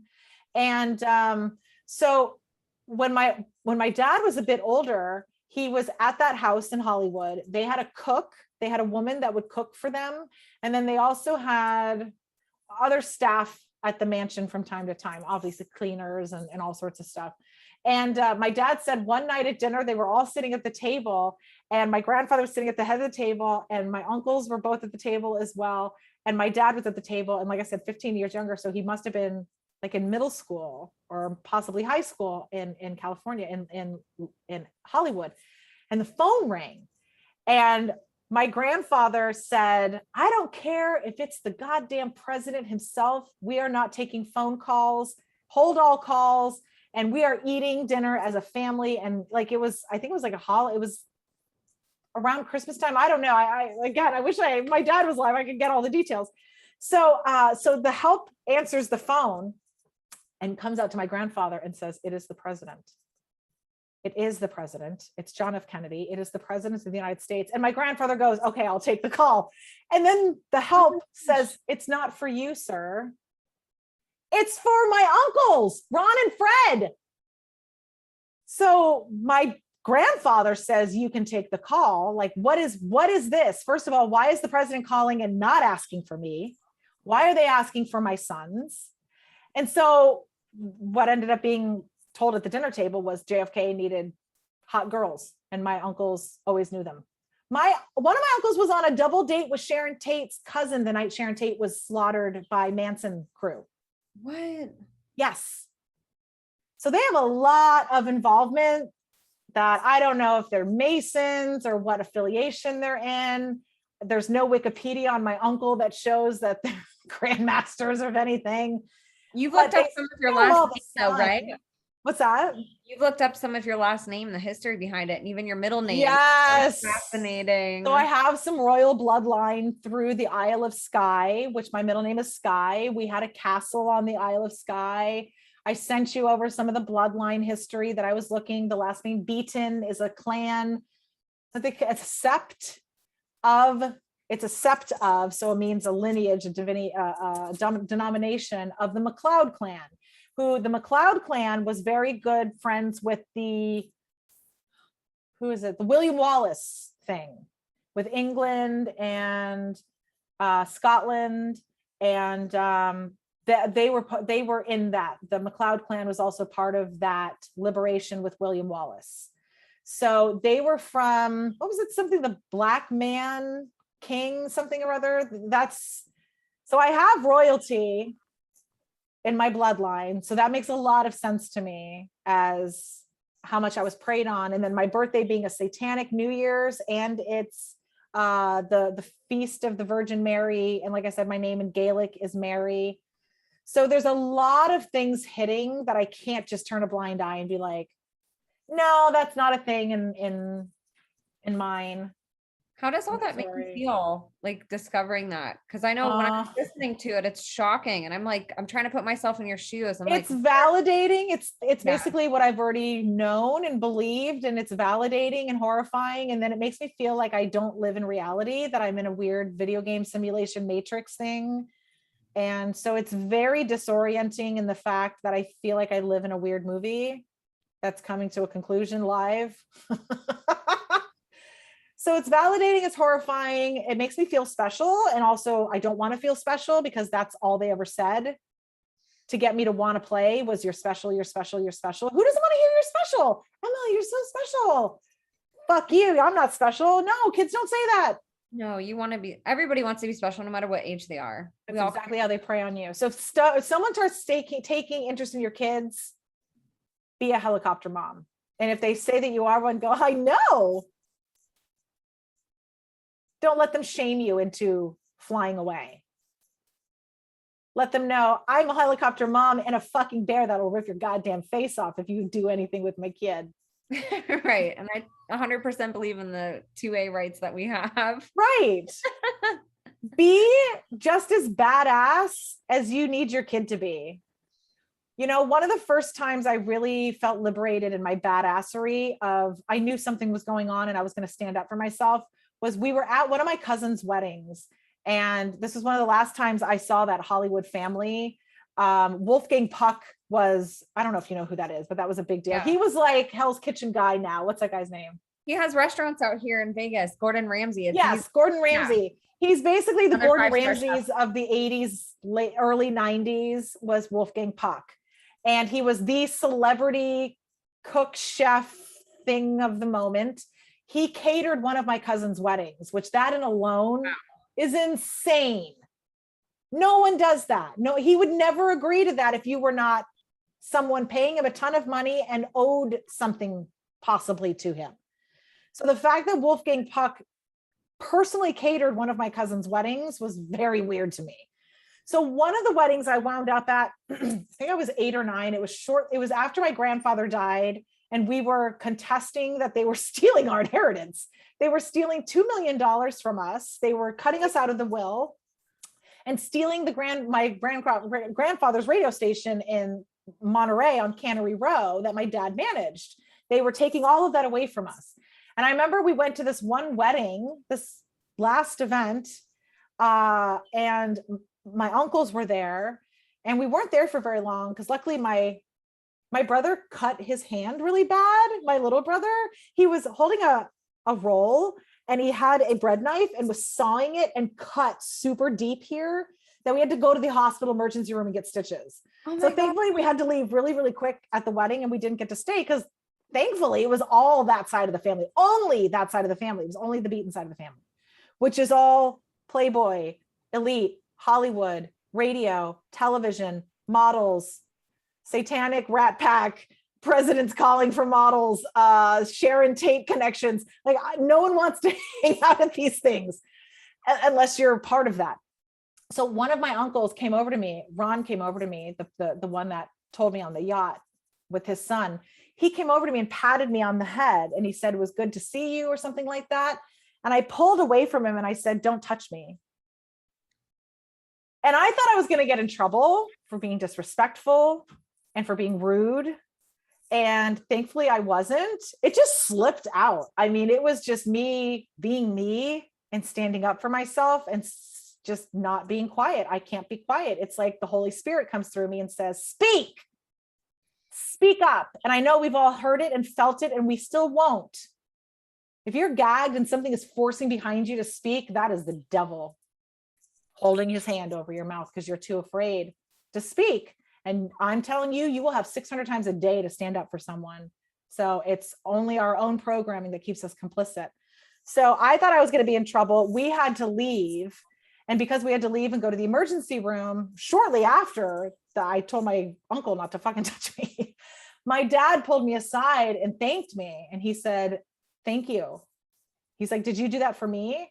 And I said, well, kind of. And I said, and I also don't want him touching me. And he said, yeah, he shouldn't be touching you. And he said, thank you.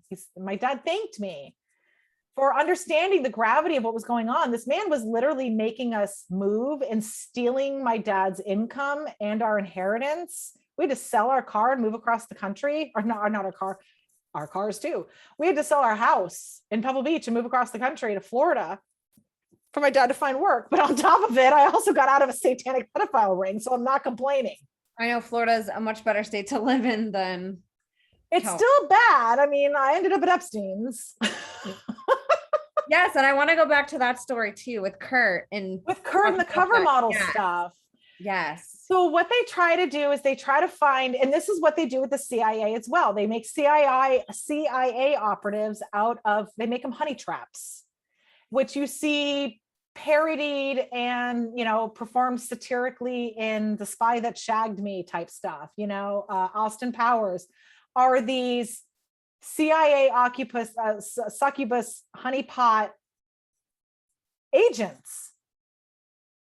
Remember, we saw Beyonce reveal that she's a double agent honey. Like, why does she have to be in go-go boots and naked? Right. Like, you work for the CIA and you can't use your brain. And it's like, no, we want you to use your brain, your body, your spirit, your mind, your soul, and then know that you're doing all of this for the glory of God. Maybe. Because we don't know who's ultimately in charge, calling the shots, who's wrangling all you people up. So they want these people to be cover girls. So there's all of these things going on. They need people to be organ donors. They need people to be foster kids for parents who want kids, for families that want to abuse kids, for families that want to have sex with their kids and no questions asked, undocumented babies, organs, adrenochrome. I mean, the Clintons went to Zorro Ranch and checked it out and were like, great facility, beautiful place. Literally breeding people there. Literally breeding humans. You can Google Virginia Giuffre, which I know we want to talk about that also. She was offered, I think, $60,000 for a child that she then had to hand over the rights to Ghis-lane and Jeffrey. Yeah, this is all stuff going on at Zorro Ranch. And then I know another survivor out of Canada who talks about the adrenochrome harvesting that's going on there, and the Harvard scientists that are part of it, and the Clintons that are covering it up, and the technology and drugs and stuff that all use this sciencey aspect of it all. So they need sacrifices, they need organs, they need experiments for development, like Musk. So I would be considered a human experiment also as a child, because I allowed them to do free surgeries on me so that they could learn new therapies and techniques for crippled little kids like me. So those are all ways to prey on parents and get free surgeries. You think good things are happening when really they're horribly traumatizing your child also, possibly, not always. But if they're trying to make an agent or program it, they're trying to make it desensitized. And I know all of this can sound really, really far-fetched, but what are the odds? What are the odds? Work with me on this. Go with me here. What are the odds? Two kids from the same family in the same neighborhood, one ends up almost a prostitute repeatedly and almost recruited into adult model prostitution type fake contract relationships for the sake of corporate America and the good of the world. And my little brother ended up a human mercenary assassin for the elite government. Both are part of the MK Ultra program. I'd say those are pretty fucking weird odds. Especially given the lineage of your family and everything else. Geographical locations, family connections. Associations, yes. Yep. And then the fact of where I ended up and what my brother ends up. And my little brother still works with the government. And I know I mentioned this to you, but you had said on I think it was the last episode, it could have been the first one, that you had heard from other survivors that you were on a watch list with the Maxwell Epstein circle. Pedophile ring lists. Yes, And I've so been it's told like- by 2 other survivors that they have seen my name. They believe they saw it under the name Beaton, though, but they remembered seeing a Molly Skye. They remembered seeing those names, and they remembered seeing. They believe they remembered the name Beaton, which was my maiden name, which is of the MacLeod clan, which is of royal bloodline, however diluted. They'll use whatever. And then if you have more, obviously you're worth more to them. And then, so this is the thing, it's all matchmaking. Sure, they're matchmaking kings and queens, princes and princesses, this and that, model with billionaire hedge fund, like look at Ava Dubbin and I think her name originally was Ava Anderson, and Dubbin, her husband's name. He's a multi-billionaire hedge fund guy, close friends with Epstein. Their daughter was like betrothed to Epstein since she was 15. She was supposed to marry Uncle Epstein when she's older. Oh my gosh. And then the wife, Ava Dubbin, was with Ghislaine Maxwell the day she tried to recruit me from the gym. I remember the woman. I totally know that was her. Same mannerisms. She looks the same. And that's her. She's an ex-Miss America. I think she's Miss Sweden. She's some sort of pageant trophy wife, and then a Harvard scientist on top of it. Like, sure you are. But these are the matches they make. So it's all about, they need a girl who will be a good cover, who's smart, not doing drugs. Like, they didn't want me doing drugs, obviously. They don't want us both junkies. Yeah, they were trying to get me with the heir to Campbell's soup. And at the time, he was a heroin addict. How much older was he than you? Not much. I'd say probably 10 years older. I think he was in his 30s. He wasn't super duper older than me. And quite honestly, I thought he was gay. That could be why he had zero interest in me and needed a cover girl. And why he thought his girlfriend was such a stick in the mud. I have no idea. And I don't know if he's gay. I don't want these to be defamatory statements, but at the end of the day, you are inquiring on criminal services, sir. So I really don't give a fuck about your reputation. And you're talking about your observances too. You're not saying my observances of criminal activity that you are complicit to, sir. So if any of these people want to say you're being defamatory by exposing these things, yeah, we'll stop, being part of criminal organizations that traffic and launder and have. So what they want to do is they want to have these NDAs signed so all this abuse can take place. And it's like, well, if anything happens, you report it to the firm. So in London and England, over there across the pond, all of this is handled by the royal network called the firm. They're the ones paying the victims. They're in charge of boarding schools. It's crazy.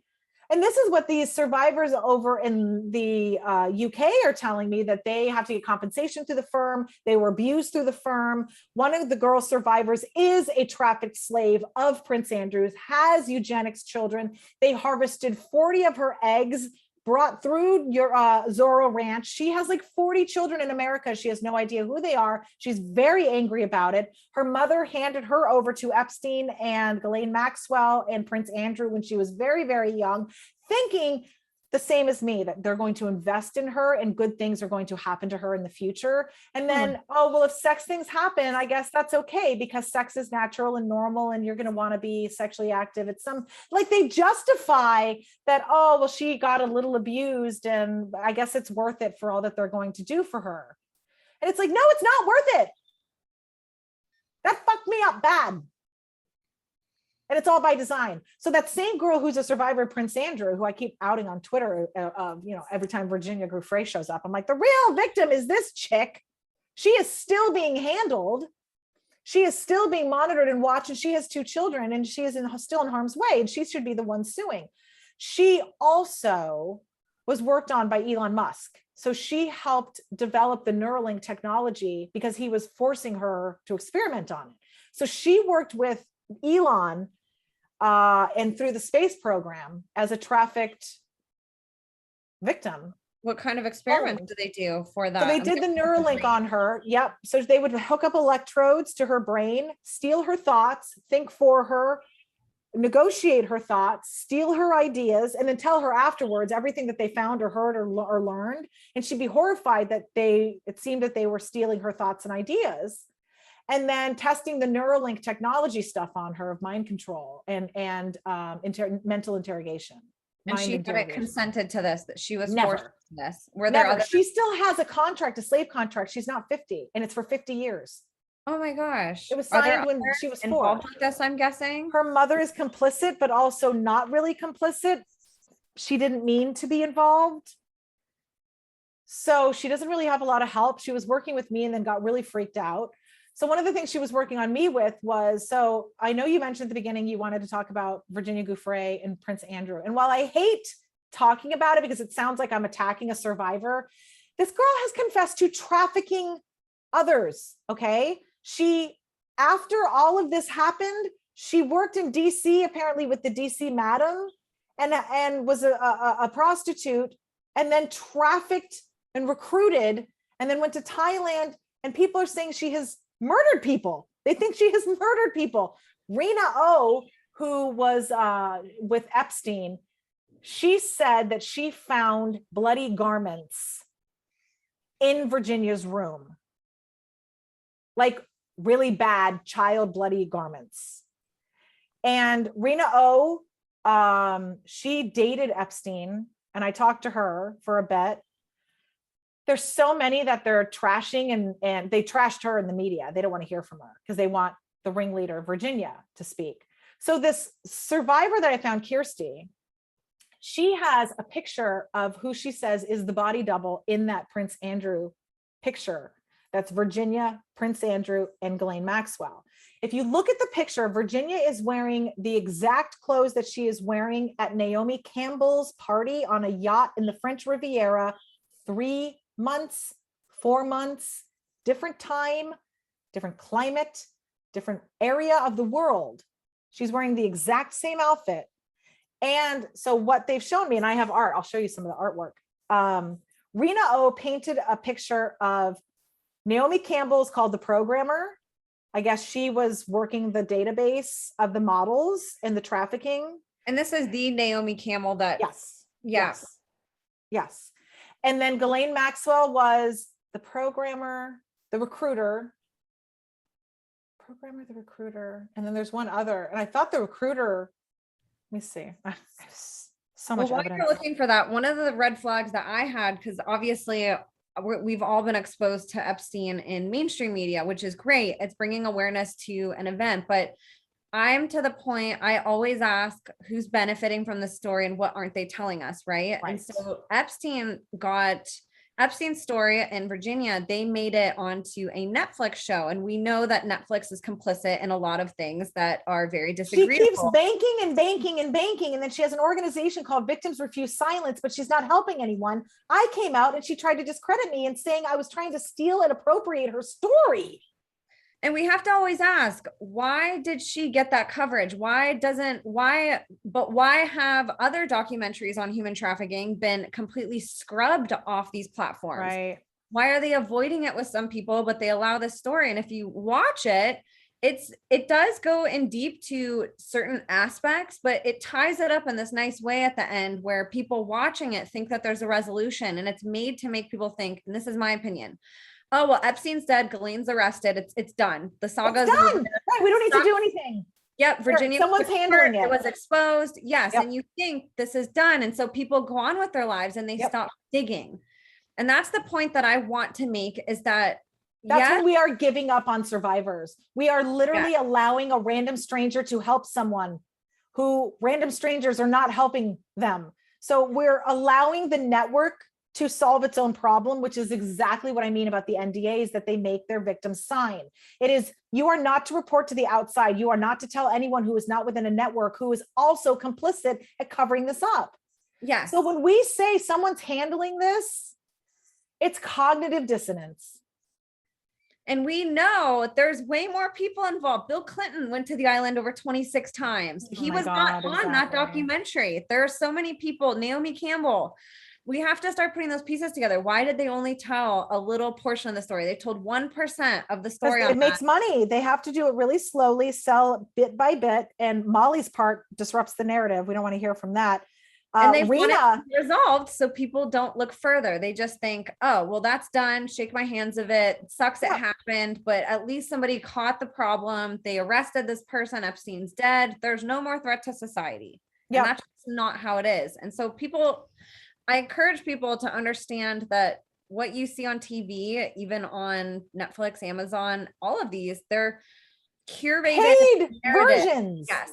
And it's curated narratives and information that they want you to think. It's not necessarily the whole truth. Like what you said, it could be partial truth. I know we were messaging about and that. They can even say that. All they have to say in the title is the following events are based on actual events. And then they can tell you whatever version they want to tell you.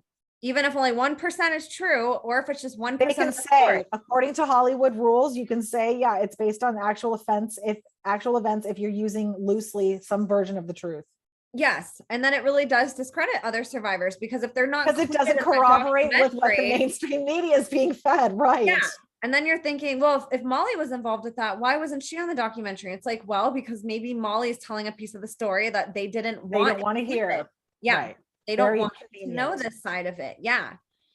It's very interesting, but that was my red flag, just using discernment and saying, gosh, I believe that some of this is true. And there are witnesses, they are showing actual court documentation, right? They're showing that there was progress with this, but it was resolved, dropped, and right? A picture for us to see, to think, oh, well, that's just taken care of.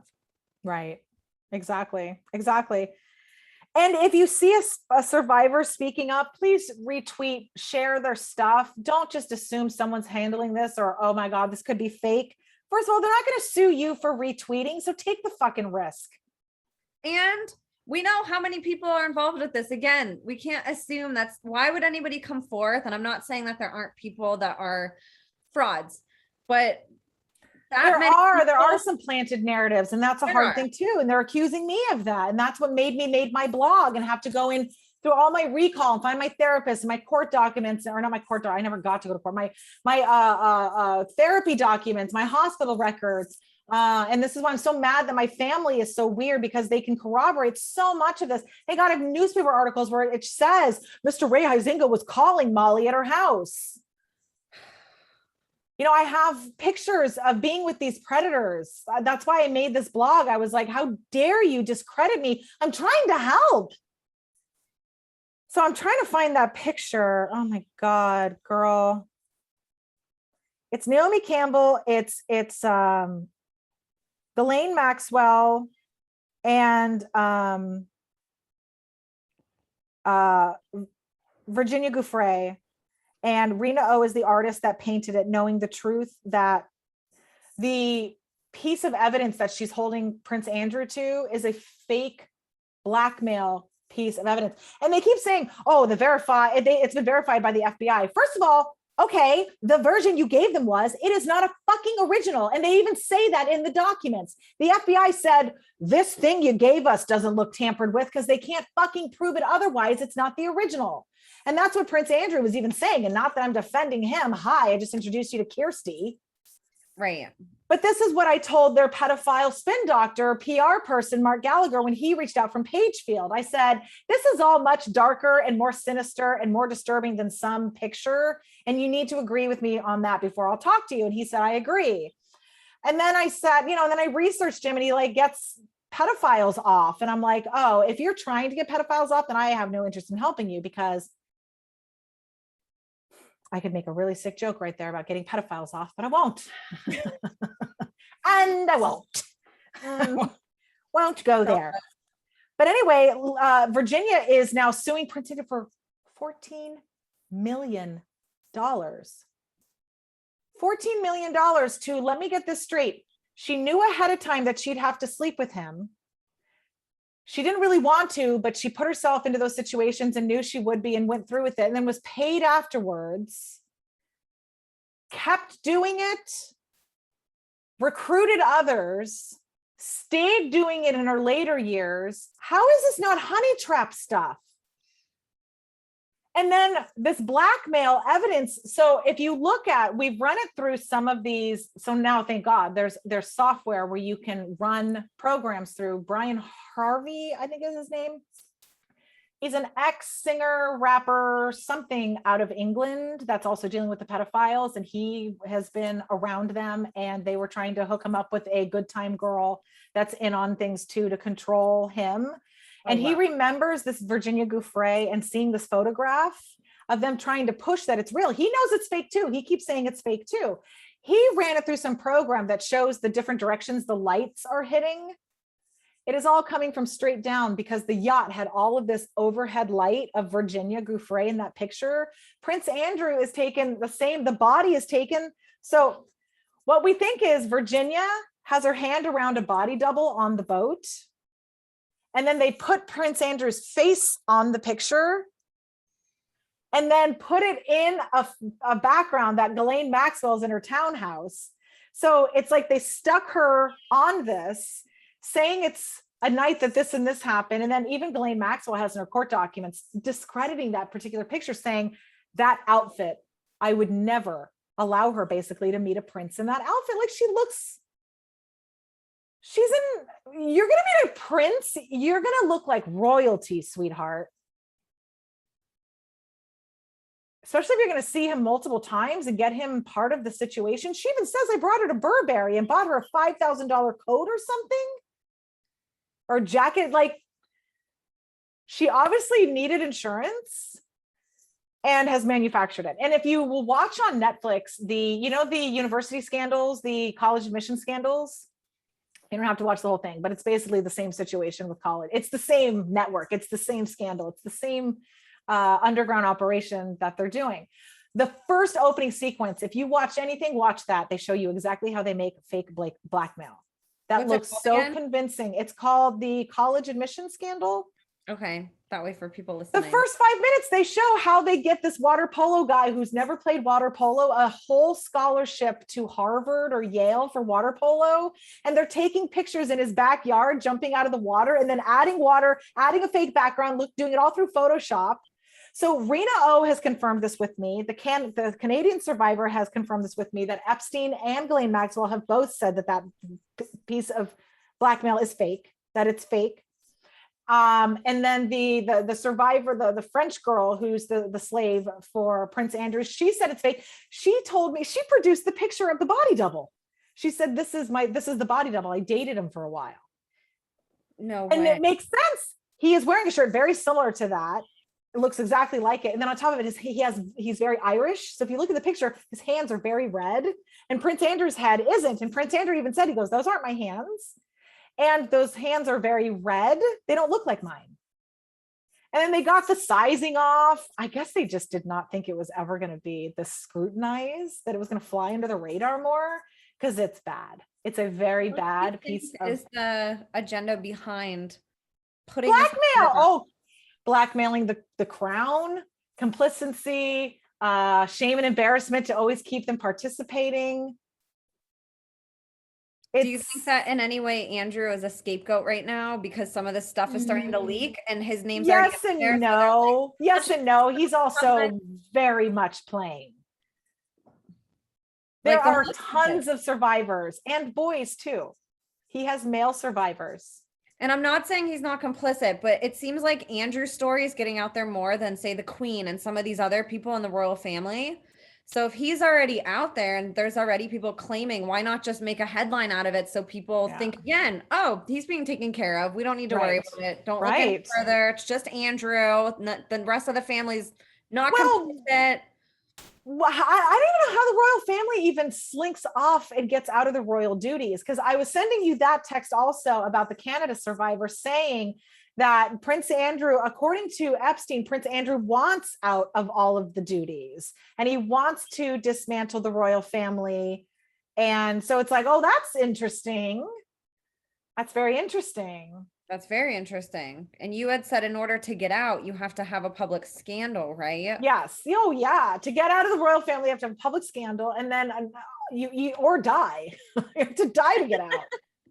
There's no bowing out gracefully from what we're seeing, you know? You have your reputation ruined and you probably go to jail, or and then he's also very stuck. So while he might not be doing the really sick part, that's the thing. If they find someone who's indulging, they become the scapegoat because your sick indulgence is going to keep you complicit to keeping you mute against the whole avalanche you want to expose of, well, they're way worse.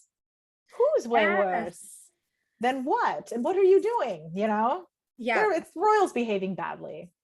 And we know the whole royal family. There's all kinds of bullshit, right? From, who was that one pedophile that was outed? Oh my God, Seville. Yes. Jimmy Seville. Yeah, he was knighted. Right. Right. And there's all these weird things associated with the royal family on top of, Prince people Harry. escaping naked. Yes. And it's starting to leak out. So that's in my mind. I'm like, are they just throwing Andrew to make a headline? That way people are like, well, we already knew about him. Like, yes and no. Oh, they have to make sacrifices at this point. And if he wants out, like you said, that's, they're making so many negotiations for the FBI to tell me you don't have a case. And I'm like, you fucking idiots. You have a case. How do you not want to hear what I have to say? They finally gave me my own agent to give information to, because they were like, the royal family is calling you. And I'm like, yeah, I keep trying to tell you, I know shit. And then they finally gave me an extension for someone in the FBI that I was feeding intel to and talking to. And then the insurrection happened. And now he's a bit backed up. Oh, the insurrection. Still, 6 months later. So I've just got to be patient. And that's one of my strong suits, and also not being patient. Jesus says it's a virtue. One of the things I really am appreciative, though, is I really thought the weirdest part of my story that I haven't shared, and it's the reason I made the podcast, was to share, was the weird spiritual aspect of it all. I have been visited by Jesus since I was a child. He was my imaginary friend before I knew who the fuck that guy was, with the long hair and the beard and the nice eyes and the robe and what's happening around here.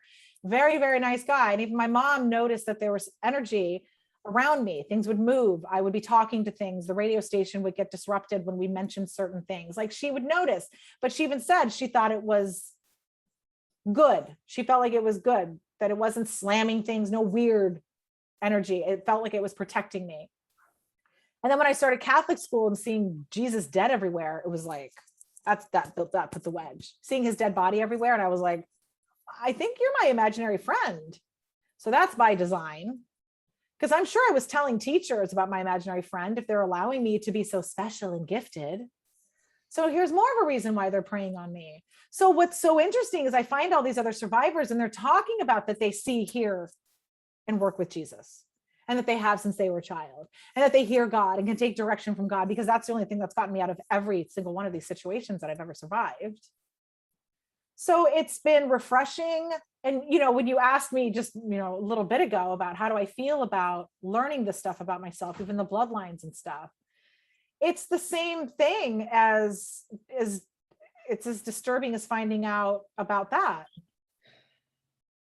It's all very upsetting to figure out and come to terms with and accept. And the fact that I can see here Jesus and God, and that's what obviously we should be. Duh. Why do we have religions and we don't?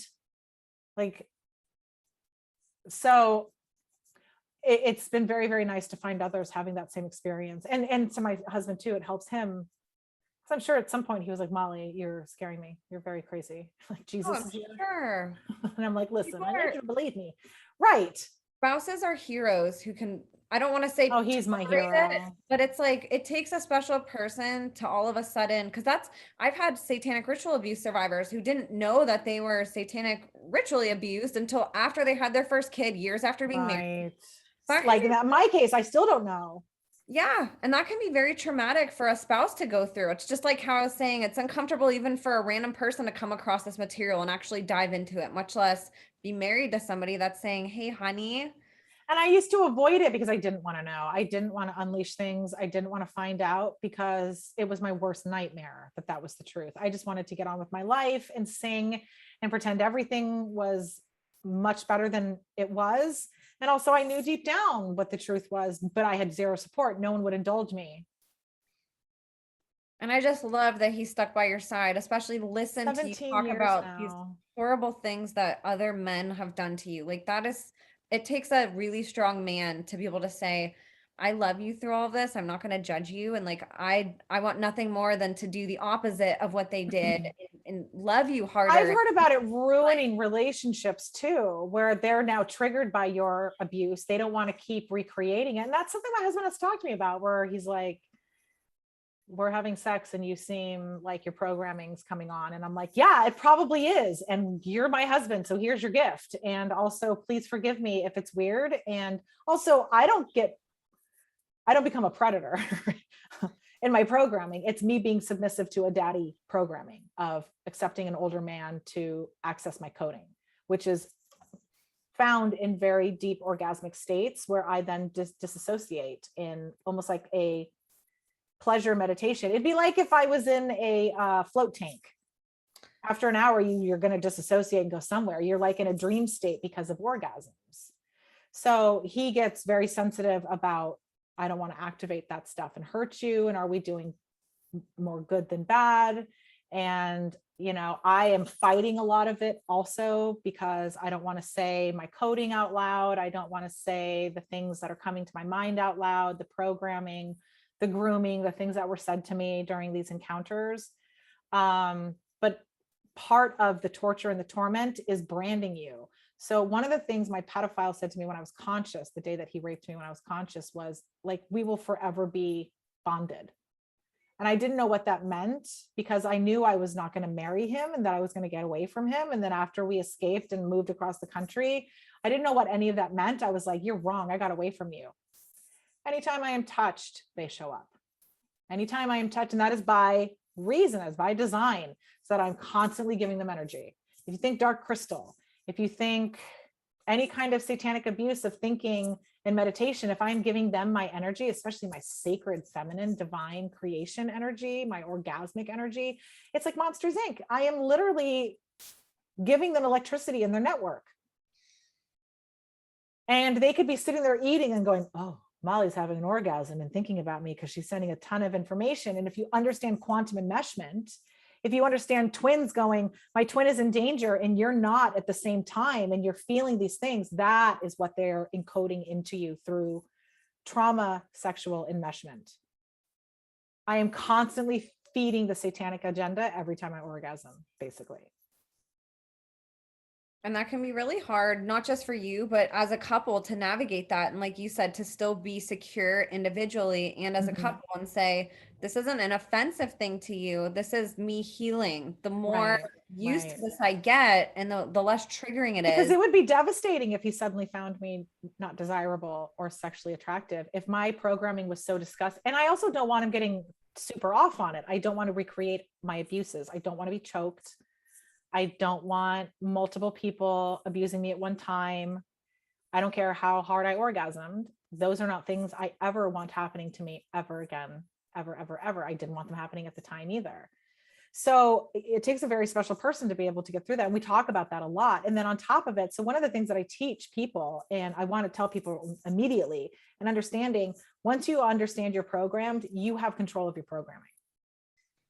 So that's one of the good things. Once I became aware of my programming, I can override it more and more and more. The more I expose myself to it, I desensitize myself even to my own programming. So that's what I mean about my husband is healing me. He has the sacred masculine, his love and patience. I mean, after I will have such an intense orgasm, it looks like I'm retching. It looks like I am demonically possessed. And I usually feel really weird, I guess is the best way to put it, because it feels really good. It's multiple waves of reoccurring orgasm. And then at the same time, I don't feel like I have any control of my body. It doesn't feel weird. It feels weird. I feel shameful. I'm not stopping orgasming and my husband's done. So it would be really upsetting. So normally a normal situation would probably make me go my self-esteem really low. Instead, he looks at me, he goes, so did you come? Which immediately just made me laugh and feel like it was light and not, what are you doing? You're malfunctioning and you look possessed and you're retching in the bed and you can't stop orgasming. Right. He's embracing it and loving you for it instead and also like, go me. Right, exactly. I was going to say that has to make it feel so good though. That's what I tell him. Like, you mash my buttons perfectly. He's playing a video game. Like, you know my codes. I used to tell him that before I even knew I was coded. So, No way. It's like an unconscious thing. That's crazy. and that's how it ends up being a conscious thing. It's in my subconscious. So it's just a matter of time before it comes out into my conscious. And then it doesn't feel scary because I'm with someone I love and trust and who can make me laugh. And even if I start crying, I can be real with him and say, listen, I'm really triggered and I'm upset. And he can, stop with the comedy and just hold me and then maybe go back to the comedy. I mean, my first crush was Weird Al Yankovic. Stop it. Oh my gosh. I was in his fan club and that time at that time when I was being abused, I was in his fan club. I used to write him letters. No way. Yes, I'm madly in love with him. He definitely has a unique look to him. My dog hears a dog outside, so I'm just I was trained to not give a shit about looks. It's part of the programming too, because you might have to seduce anyone and anything, and you have to get over if you're not attracted to it. And I'm not saying he was not attractive. He was very attracted to me. I thought he was very attractive, and he made me feel so fun. I was going to say his songs were really fun. They were so much fun. They brought so much joy to me. I loved the parody. I loved the silliness. I loved when he came up with his own songs. I just thought he was so brilliant and creative and so much fun. He was one of my safe places in my childhood. He was almost like an anti-Hollywood in a way, just with how he would twist the songs. Agreed. So Agreed. Than they originally intended. Yeah. I agree. Was probably a breath of fresh air for you in a really weird way, just because he totally was. He was like a rebel to everything you were being forced into, That is exactly it. And no one thinks that of him. So I love that you got that. Yeah. That's why I always liked him too, just because he was like a rebel to the industry, but with his words, with you couldn't help but love him though. Yeah. He just was so funny. Same. So grateful for him. So I guess one of the things we can wrap up with what I wanted to talk about is some of the work that I'm doing. So some of the stuff that I do. You and your husband even do have a business together, don't you? Or you guys started one? Yeah. We do. We do production together. We do production together. He just finished a music video. I'll have to send you the video. It turned out so good. So he just finished editing, and he did some of the cinematography too for a music video for a new artist that's coming out, a new artist called Kayla. She's awesome. So I'll send you some of her information. She's gorgeous. Yeah. So I'll send you the video. He did a great job. And then last month, I directed a music video in Nashville that should be coming out in the next couple of weeks. It's in final post-production now. And I know, it's so exciting. And she's a survivor. She's a survivor of, I think, satanic abuse as well. She escaped. She was abducted by someone in Hollywood recently. He's hiding in France right now. They won't extradite him. And he's raped and abducted other girls too. And he impregnated one and wants her daughter. And they're all involved with the satanic ties to Hollywood and Johnny Depp and what's the other guy? Marilyn Manson and stuff. Yeah, abducted and raped her and held her prisoner and abused her. She escaped because I'm like, I don't think you're supposed to be alive. I saw some of the pictures. And she was also showing me or telling me that they tried to kill her. They were threatening her. Paul Barizzi, who took care and helped to take care of the transvestite situation with what's his name? Eddie Murphy. Okay. He's a Hollywood fixer, ex-porn industry. His name's Paul Barizzi. He pulled up on her at a park and pointed a gun to her head and was like, all of that shit that you're saying that happened never happened.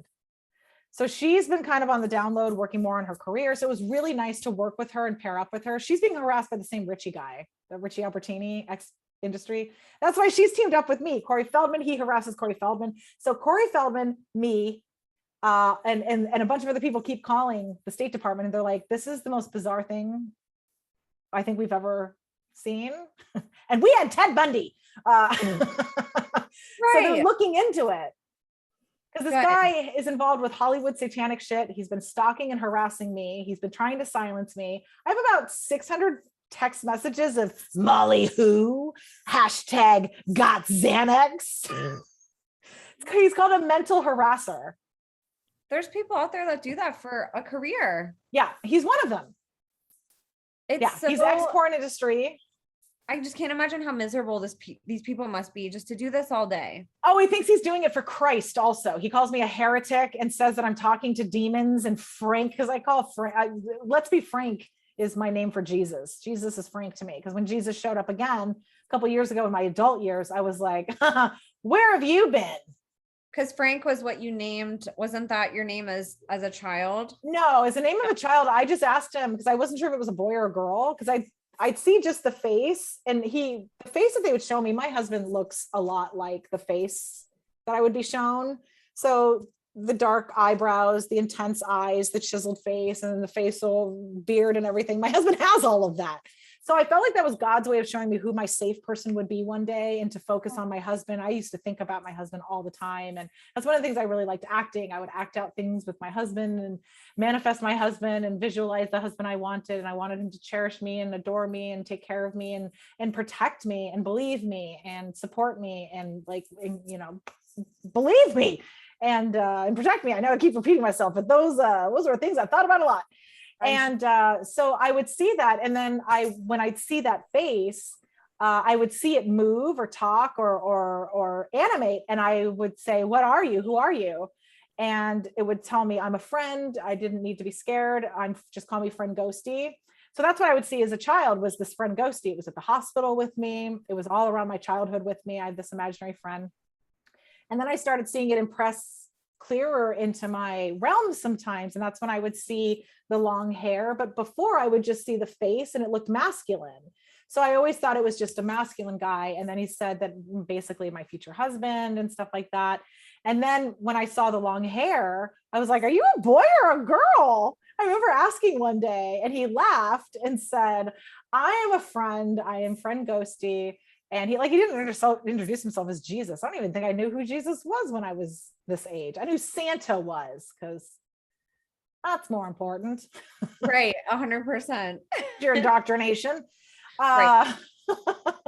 So I used to act all of that out and then really pull in and manifest my husband. So 5 years ago, I got really into this spiritual community. My mom was like, Molly, what if it was, instead of a nervous breakdown, you're having a spiritual awakening, which seemed more empowering to me. She was trying to empower me. I kept trying to kill myself. I kept thinking I was dying. And it was the truth. The lies were dying, and the truth was forcing itself out through flashbacks and really disrupting things. So I went with the spirituality version, and it felt a lot better. And that's when I started calling on Archangel Michael, because the Catholic Church says that's okay to do. So it felt okay to me. I wasn't being a demonic, heretic, blasphemous, whatever my programming was making me feel shame for calling on an angel for help, So Archangel Michael was working on me, and he was telling me, don't go on the new pills. They were giving me gabapentin. And he was like, I don't want you to go on this. It's going to numb everything. It's going to shut us out. You're not going to be able to feel anymore.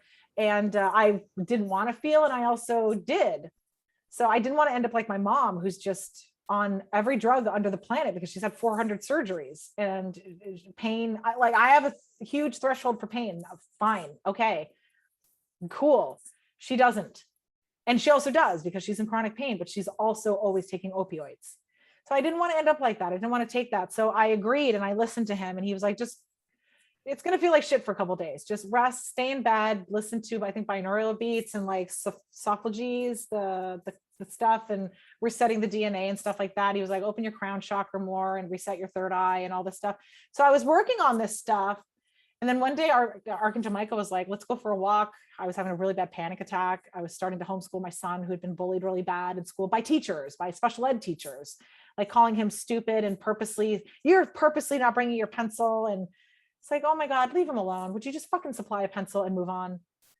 Put a basket of pencils on the desk, and you don't have the problem anymore, teacher that's older than my kid. Right. That's your job. Oh my God. It's just psychological torture. So I was like, I remember that bullshit. You can work from home. I'm not putting you through this. So we're on 4 years now of him being homeschooled. So I remember being really nervous, and I was laying in bed, and I was having an anxiety attack, and I could feel Archangel Michael, and he was like, go for a walk. You need to move your energy. You need to get the sticky anxiety feeling off by moving your energy. That's why exercise is so great. And this is all stuff that my mom programmed me to understand, also of understanding, Molly, if you're depressed, you need to get moving. You need to move your body. You need to feel better, and it will get things moving. And so it was both of them coming in with my programming of your program, get moving and you'll feel better. So I did, went moving, went to go take my son to a playground. I was walking, and I was still talking to Archangel Michael, just in a dissociative state. and still talking to Archangel Michael, keeping an eye on my son, walking to the park, and just like a robotic, I know where the park is. I don't need to left in 500 feet. I don't need to pay attention. I can just be in this disassociated state talking to an angel, and also having a panic attack that I've left the house. And that's when I see floating under a tree, Jesus, and he's sitting cross-legged, floating under a tree like this. And I looked at him and I recognized him from my childhood, and I guess from the sacrilege I've seen in artwork. You get the gist. And he was floating, and I said, where the fuck have you been in my head? Like, where the hell have you been? Look at you just floating there all la-dee-da, everything's fine. Life's so great. Molly's tormented visually and mentally and sexually to death, but la-dee-da, floating under a tree. That was the energy I was sending him. Like, you left me when I was 9. So I know it's funny. I love how you can just float under a tree, Jesus. You just leave me hanging. La-dee-da. Molly's fine. I'll just float here under this tree. Oh, I was furious.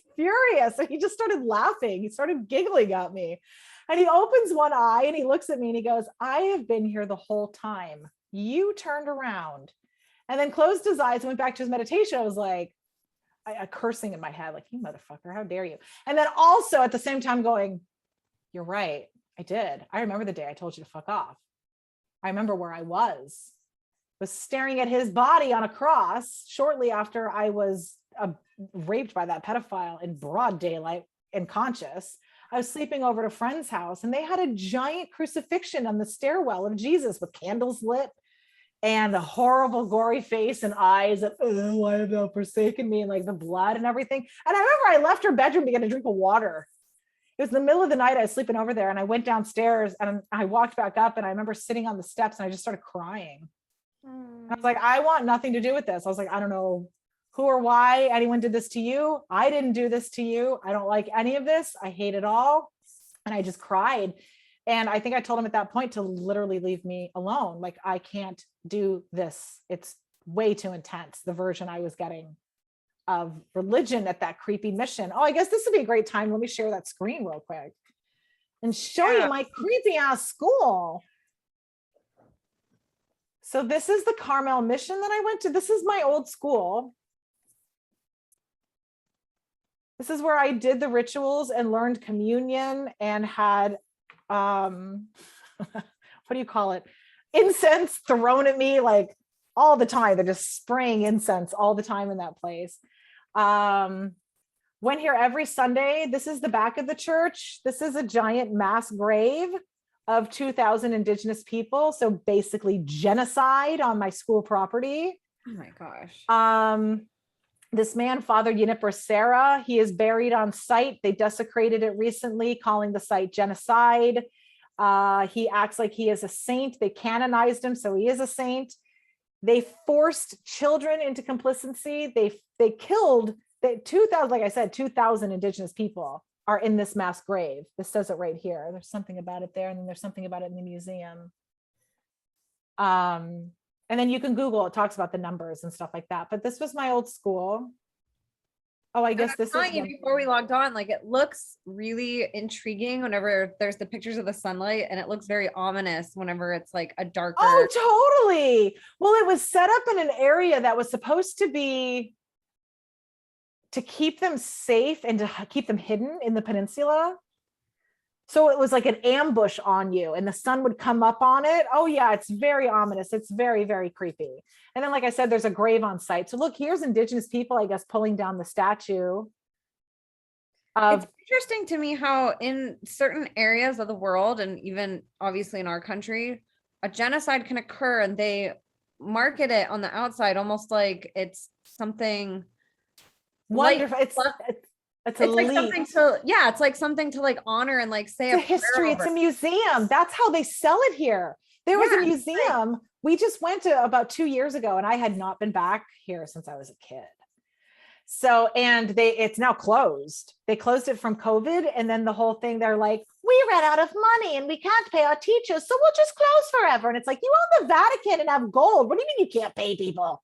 What are you talking about? You're full of shit. And then they got a bunch of bailout money too, billions. I think they got $2 billion in bailout money, the Catholic Church, furious. You can Google it. Fucking infuriating. And they're not paying kids that have survived this shit. So yeah, this is the back of the church. And it says in there that these are graves that mean something special. I don't know if you've noticed the sizes of them. They're but not they're very quite big. small. What would be special and small? Maybe a sacrifice? And covered in abalone shells, which is, these are natives. Because So natives, sketchy. yeah, horrific shit.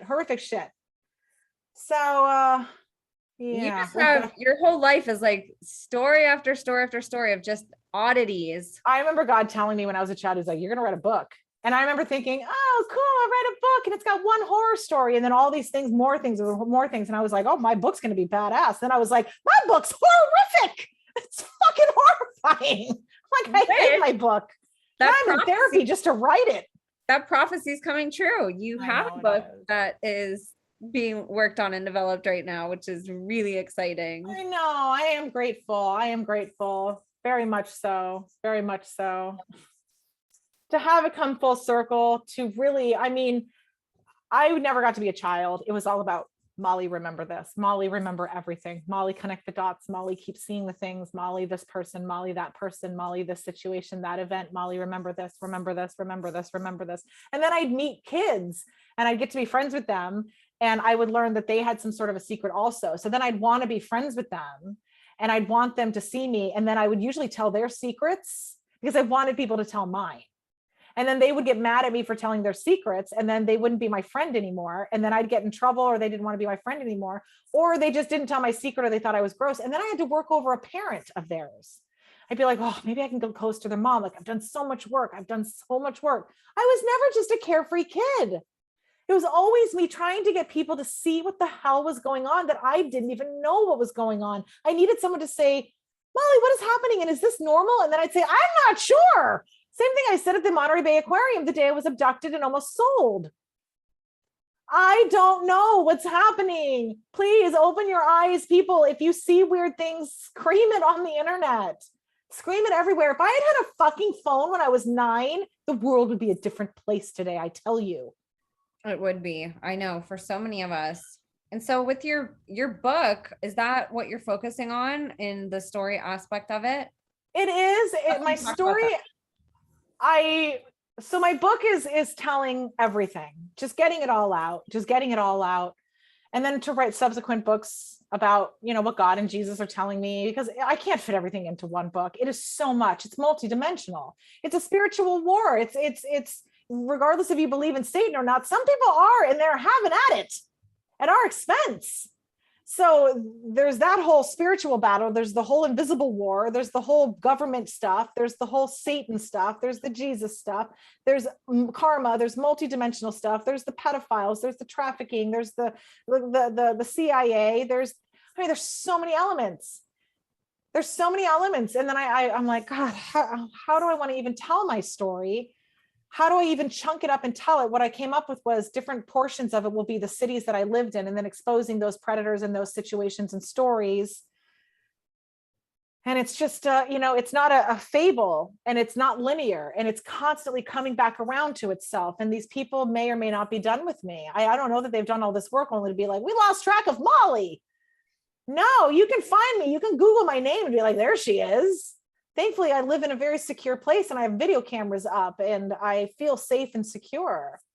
And I'm still harassed and threatened and stalked. And, I still feel safe and secure because God showed me we win. The book of Revelation says we transcend this, that we win. It is written. It's up to us if we want to show up and do the work. Please, I beg of you, I implore you. But so my website, and I'm so thrilled. Can I show you something? Yes. I'm not gagged anymore. Yes, please show and talk about, you do so many other things. I'd love for you to talk about all of your projects that you're doing. So this is the man that abducted and raped me. Look at him looking for, he's a talent agency. Look at, he makes snow for kids. Good for him. I'm so glad. He abducts and rapes handicapped women that are vulnerable, but thank God he's spraying snow into family gatherings in the summer. Thank God, right? Right. So what I wanted to show you was I'm ungagged. This is back up. When I type in this rapist's name, look who's number 4 and back to life, back to reality. I sent you a screenshot of that earlier. You're like, I'm number 4. I was like, yes, you are, girl. Number 4, baby. This is why the lawsuit started, is she's too loud. She's too loud, folks. She's gotten too loud. Oh, this is too damning. Too bad. Too bad. Bad. This is very bad. Why did I come here? What was I going to show you? This is me reaching out to his wife. Was it something? It might have been something at the very bottom. I forget. Let me see. Here's the cease and desist. I need to update it because now I have the injunction is dissolved. There's his daddy listening. Or if you're watching, I have all these links in the bottom of all of her episodes. So you can go through this. Go click on it and dive into it a little bit more. She has a ton of material on there. You'll want to just go take some time and just go read through all of it. Yeah, these are newspaper articles. So I was sending that to the rapist saying, listen, the media has taken interest in me. You might want to reconcile this before I tell everyone. And I didn't say with money. I didn't say you owe me money. You owe me a fucking explanation. Otherwise, I'm going to find it. Yeah, I guess I was just showing this off. That it's ungagged and it's number 4. And that's just, it's back on as of yesterday. Oh, that's so exciting. It'll be back to number 2, if not first place, in a couple of days. This blog is divinely possessed. This blog is terrific. By the grace of God, it all of his media, he paid for all of this media. You can see the dates. This lawsuit started. So I got the cease and desist on 4/20, which I was like, all right, I'm going to smoke a bowl to celebrate. Yeah. My PTSD medicine. So he bought all of this social media shit to try to wash me out. And this is what I was going to say, people. He says he's a talent agency. Look at these women that he gives work to. I hope you all stay safe. I hope you're not going anywhere with him. I hope you're not going to dinner with him, because I went to find out what I could do work-wise and never made it to dinner. So it's all very disgusting, everything that he does, all this children's stuff that he does. And then on top of it, I wanted to show you at least one image. There's a couple other images as well of how he does the snow stuff. Like, it all seems to be very oh, there was a picture of you down there too. Yeah, there's a bunch of them if you type in his name. Oh, darn. If you look at some of his stuff, so this is some of the major profiles that he has this decor on it. It's very phallic, right? Very phallic. It looks like an eruption, if I'm not mistaken, right? So then look at the snow stuff. He does the same exact thing. In his ads for the snow stuff. I'm trying to see where they are. I can't find them, but it's snow squirting, shooting across. Like, that's, first of all, it's not how it snows. First of all, right. Let me see if I can find it on here. I just took a picture of it the other day because I hate saying stuff and then don't have the evidence for it. Because did you put in maybe the city that he's doing it in? I wonder if that would bring up some articles that people. It'd be Orlando. Oh yeah, it could be. Let me see, Orlando.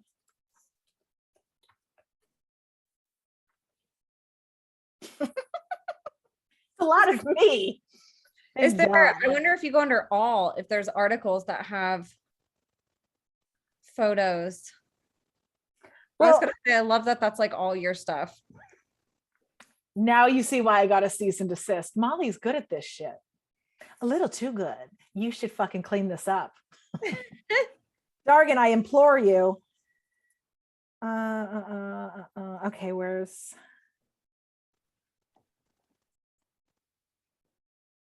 There's the satanic symbols. Yeah, here it is. Here's one of his images that he uses. Oh my gosh. And there's another one too, where he's at a car dealership, the same thing.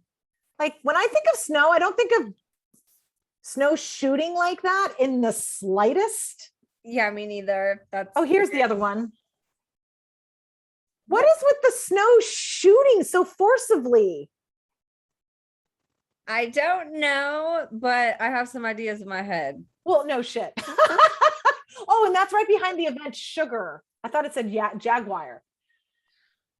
So these are all themed for kids. There's a lot of kids in his ads, which I don't know if he's a predator for kids, but he's a predator for when I was in my early 20s, and he's 10 years older than me. He's making family events outside my door. That's when I get involved. No, no, no, sir.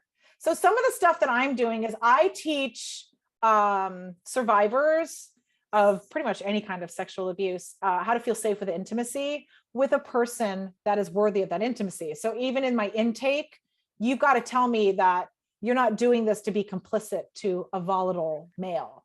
You've got to tell me that I'm going to teach you how to enjoy and want to have magical sex with the right person only. I'm not going to hand you over, program you to empower you for sex magic is basically what it's called. It's harnessing your own orgasm in meditation. It's just, instead of me when I'm in that orgasm state, thinking about my abusers and being really upset and terrorized, I'm thinking about the new Porsche I want to drive, anything else, literally anything else. And then knowing that that energy of creation is for me. So I'll think about money or my musical taking off, or just being in London with my musical, and then Broadway with my musical, and then in Manhattan and a penthouse, and money and my business going well. Those are so much more better things to be thinking about. And then it becomes really playful and fun, and you're not afraid of the intimacy. And then at some point you can connect a little bit better. So that's what I work on. One of the things that I work on with my clients is that in particular. And here, I'll go to my website. Yes. That's the back office.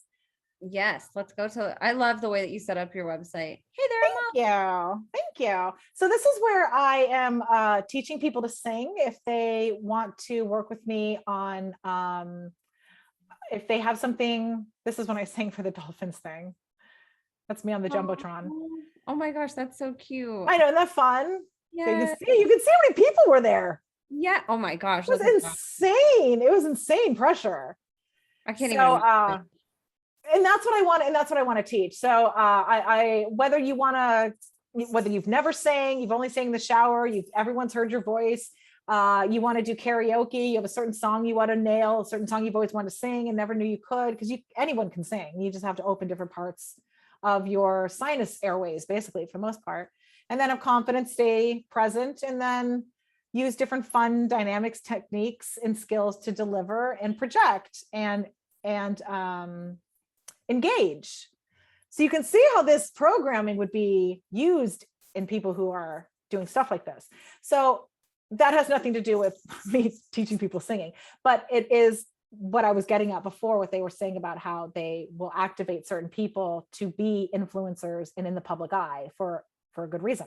So, and I take that with, great accountability, with great power comes great responsibility. So this is my Smule channel. It's an app that I just love. It's like a recording studio in your pocket. So I don't have to trust anyone else. I don't have to go to a studio. It's $40 a year for VIP. And I think I have 1,300 songs recorded. So I get a ton of practice. It's a lot of fun.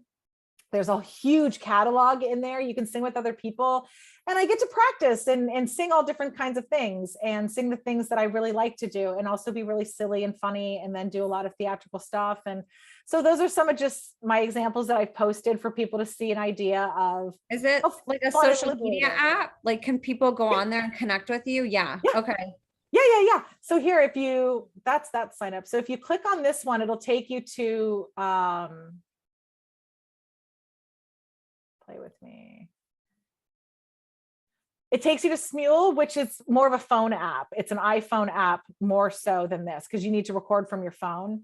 But yeah, so it's set up like this, and it's fun and interactive, and they have a bunch of groups and stuff. So if you want to sing with other people, or if you have a genre that you love, or they'll recreate an entire musical with a cast through there. It's really fun.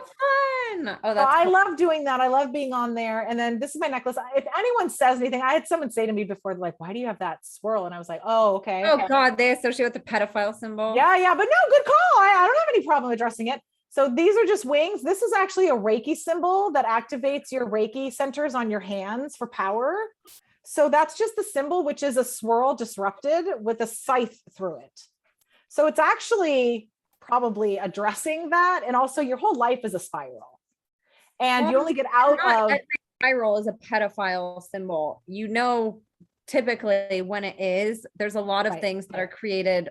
It's a swirl. That's just a common thing. It's not always a pedophile symbol. Right. But it is used because it is part of the mind control swirliness. It does. It jars you. I mean, look at it, made all of us draw attention to it. So it does work, but everything has two meanings. There's like butterflies are not for pedophiles. Butterflies are also butterflies. Yes. And then it also means transformation and change, and not always in an evil, negative, nefarious way. Everything has a double entendre. Everything has a double meaning for the very purpose of, well, that means that you're crazy. How dare you? That's disgusting. You're gross. You know, that's how they gaslight you to shut up. But yeah, it's a Reiki symbol. So it's a little bit different, but it's your life is supposed to be spiral points. And then this is supposed to be your awareness through it, and you commanding and understanding and being present in that spiral that you're not on autopilot through. So it makes sense. And I love that. I love that I wear that. And then here's where you sign up. So this is one of the last times I performed live. And the only reason I got to and did was because my husband was with me and I felt safe enough to. So this was a couple of years ago that I got to sing and perform live. I had not performed live since that man abducted and raped me 20 years ago. So it was a big deal to do that. So this is my intake form. And I ask you your level of experience. This is exactly what I was saying. If you've never sung out loud, I can work with you. If you sing in the shower, I can work with you. If everyone has ever heard you sing, I can work with you. If you sung publicly a few times as an amateur, I can help you. And if you sung publicly a few times as a professional, I can help you. And then singing level needed. If you have an upcoming gig or event, I can help you and coach you through that. Or if you just want to sing better. So then we have a focal point of, you know, what are you trying to achieve out of this?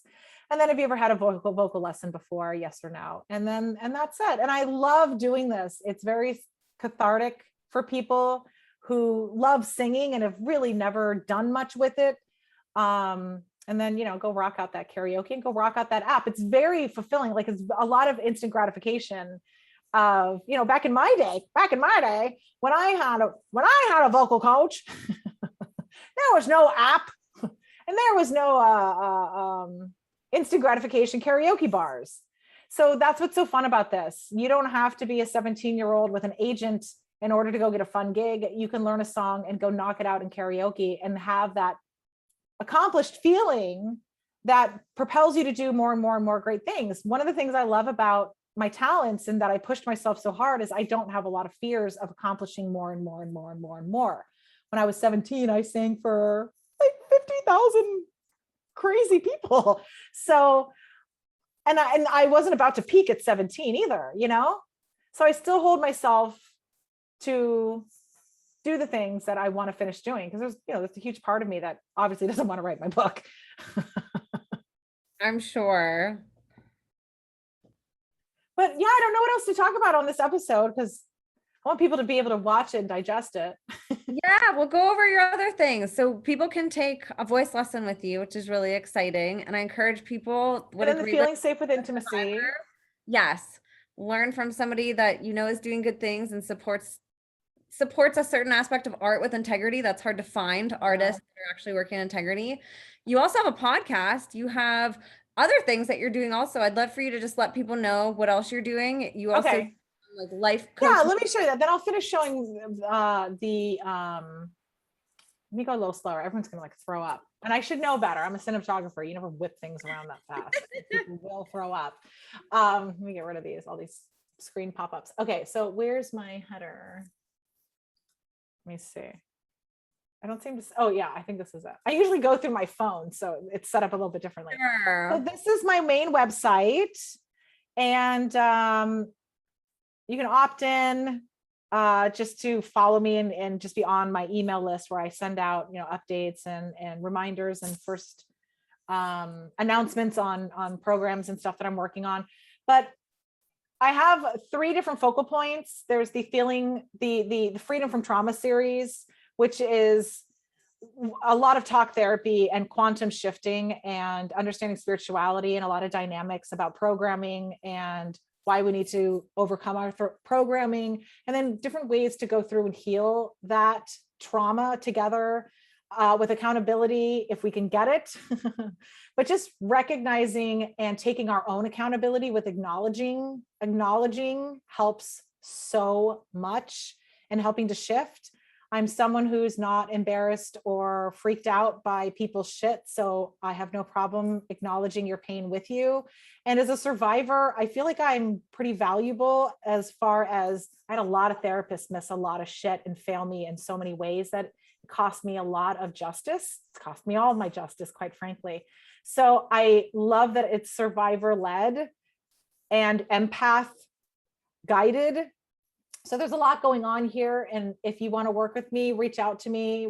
I do a first session where we just kind of go through what is going on with you, what you're trying to achieve, what's disruptive, and what's a little bit of your past that you're comfortable telling me, and where you want to go from it. Because I teach entrepreneurship and I also teach spiritual empowerment, so that you can enjoy the life that you're left with and make the best out of the mess that has been made.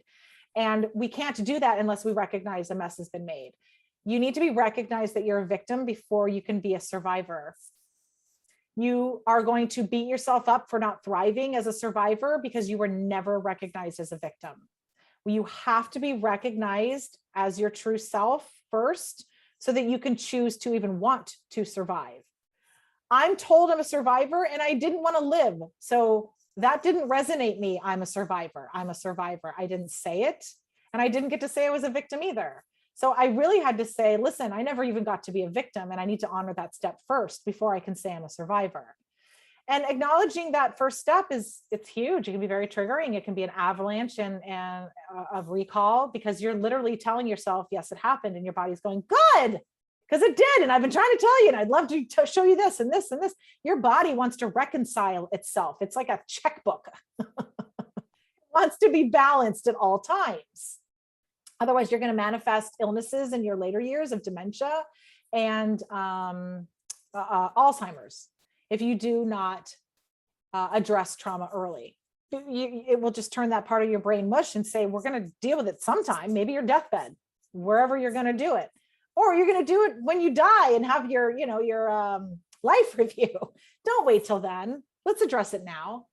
So then there's the Holy Shit, You're Magical series. That's where I teach spiritual warfare, spiritual empowerment, putting on your spiritual armor, and learning your gifts of understanding manifestation, understanding karma, understanding law of attraction, which is a very vague teaching of a lot of laws that need more than just the law of attraction. There's other laws that work in conjunction with the law of attraction. If you don't understand them, you will likely never get a deliverance of what you're wanting. You'll get what you don't want, which is the worst. That's I hate that punishment. And then the last is I swear to God, you can do this series where I teach survivors or anyone how to be their own entrepreneur, how to run their own business, incorporate, get the tax rebates, get the tax benefits, do your own thing, quit your job, incorporate the robots. I use Siri and Alexa. Those bitches work for me. And I teach how to run your own ads. I mean, $30. I think a quarter of the planet saw Dargan was a rapist. Seriously? Oh my God. Thousands and thousands of people anyway, which worth it. I hope he hates it. Good for you. I hate a lot of the things. So, and then this is my site. Wow, that was really quick. So, and then that's the let's sing portion, which we went over. I got the blog there where I post my blog, which a lot of them is the yuck stuff. And it's on here. Here's my book that I'm writing.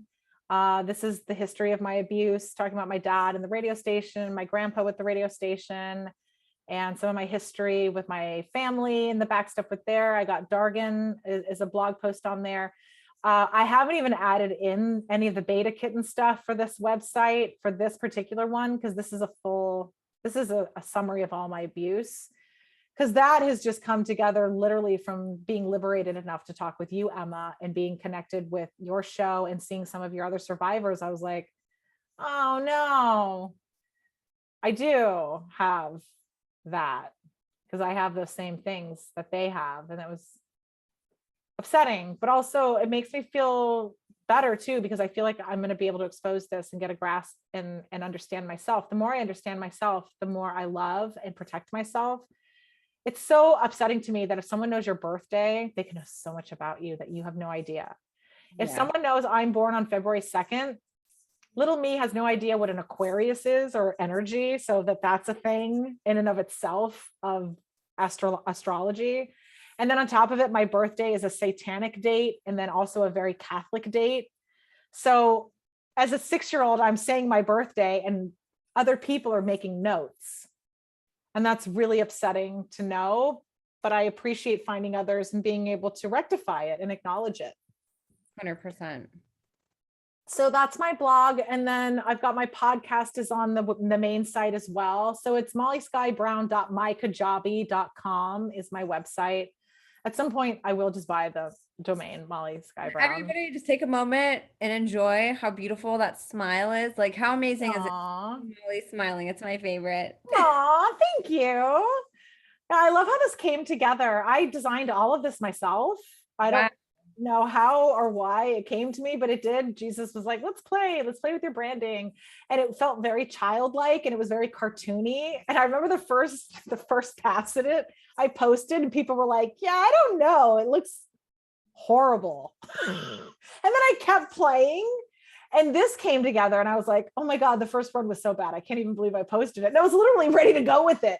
And then this all came together. I found all this clip art through Canva. And it just came together. I just love it. And some of it's animated. Some of these pieces they animate in Kajabi or in Canva sometime. So I have it on Apple iTunes if you just want to hear the audio. You're episode 1. What's that? You're on YouTube also. On YouTube also is the visual one. So I have them going the opposite of each other. This one starts with the first episode and this one is the last one I record. So the last one I produced and posted was episode 19, the Epstein Maxwell Trump extravaganza. Which we talked about last episode. So you guys shortly after 9/11. Yeah, go back and watch that episode because I talk on there a lot. And that's where I was learning about the CoverGirl contracts, which is not the makeup place. It's CoverGirl as in a theory that you are a cover relationship girlfriend for someone who has a lot of money and is paying you to help elevate their status because you are an upstanding person, good grades, look good. You've been groomed finishing school. Like you're a hot commodity. So they're going to pay you to be like a cover-up girl, basically. The Melinda Gates to the Bill Gates, you know what I mean? She's the same kind of relationship. She's coming out now saying, I wish I'd never signed this contract and that we always had a weird contract. This is what I mean. He was allowed to fuck other girls in his contract. What woman would sign that? Right. Obviously, she's a cover girl. And that's what you have to do. You have to put up with them forever. Because at some point they were like, you might have to marry them if things work out well. And then we'll renegotiate the contract at that time. And then that's when you're entitled to more of the stuff. And then that's when you have to give them a certain amount of kids and you have to you're signing your life over to someone. It legitimately is a deal with the devil and you don't even realize it. So if you want to be on my show, you can subscribe or you can be on my show and you just fill out this form here. I've even invited my rapists on my show. If you want to come on and defend yourself, go right the fuck ahead. Go ahead. I'd love to hear how we know or don't know each other. Go on. And then I'm trying to see what else is on here. Please go subscribe. She has so many awesome episodes and you'll learn so much more about her than you have on any of the episodes that we've done. Thank you so much. And then the other thing too, the GoFundMe, if you guys can share that or donate to it. I mean, I don't know what's going to come of this. There's no laws that I can come after him really, unless we change the statutes of limitations, which I'd like to give you that petition too. But even if we get that signed, let's say we get 80 million signatures. Oh, little Molly did it. Look at her. She got 80 million signatures to end the statutes of limitations petition on change.org. God bless her. I have no idea if I've done anything correct in the eyes of laws. I have no idea if they'll be like, oh, that's adorable. Look how much you did. Now do it properly and you do it this way and go get 8 million more signatures. Right. They want you to give up before you've even started. So I don't know what's going to end up making things work. I try not to think about the logistics too much. I tell God I'm doing the things, he supports me. And if you understand law of attraction and manifesting, which I give that away for free on this as well, I have an opt-in that I'll give you as well if you want to give that away. That's one of the first things Jesus taught me, was how to manifest for myself, that I would never have to depend on another person for my survival, that I could survive for myself and then be safe and figure things out. So I teach that to other people for free. It's the first thing you should be learning. It's the first thing you should know. So I'm happy to give that as well. What I teach in that is you don't have to know the how. Whatever you want, whatever you desire, it's in your heart for a reason, because God wants to give it to you. And you don't have to think about, how is this going to happen? All you have to do is want it bad enough and keep going, and it will manifest. And at some point you'll be like, I couldn't even done that myself. It feels like I walked on water and skipped a bunch of steps. So that's what I teach in my manifesting stuff. And that's why I really try not to get too worked up that the laws are not in my favor. Whatever, maybe they will be tomorrow. Maybe I'll wake up and, we'll be in, what do you call it? A glitch in the matrix and laws will be changed, or we'll just be better people and laws will be changed. I'm not going to worry too much about the how, or I'll spin my wheels. So I wanted to go over some of this as well. This is my shop. If you want to work with me, I have different things in here. You can pre-order my book, Frank the Messiah, where I'm telling on all of these predators. I drop all the names and I go into really upsetting graphic detail about it all, not to shock and horrify people, but to embarrass the fuck out of these monsters and humiliate them for the shit they are doing to me, to children, to other people, to other children.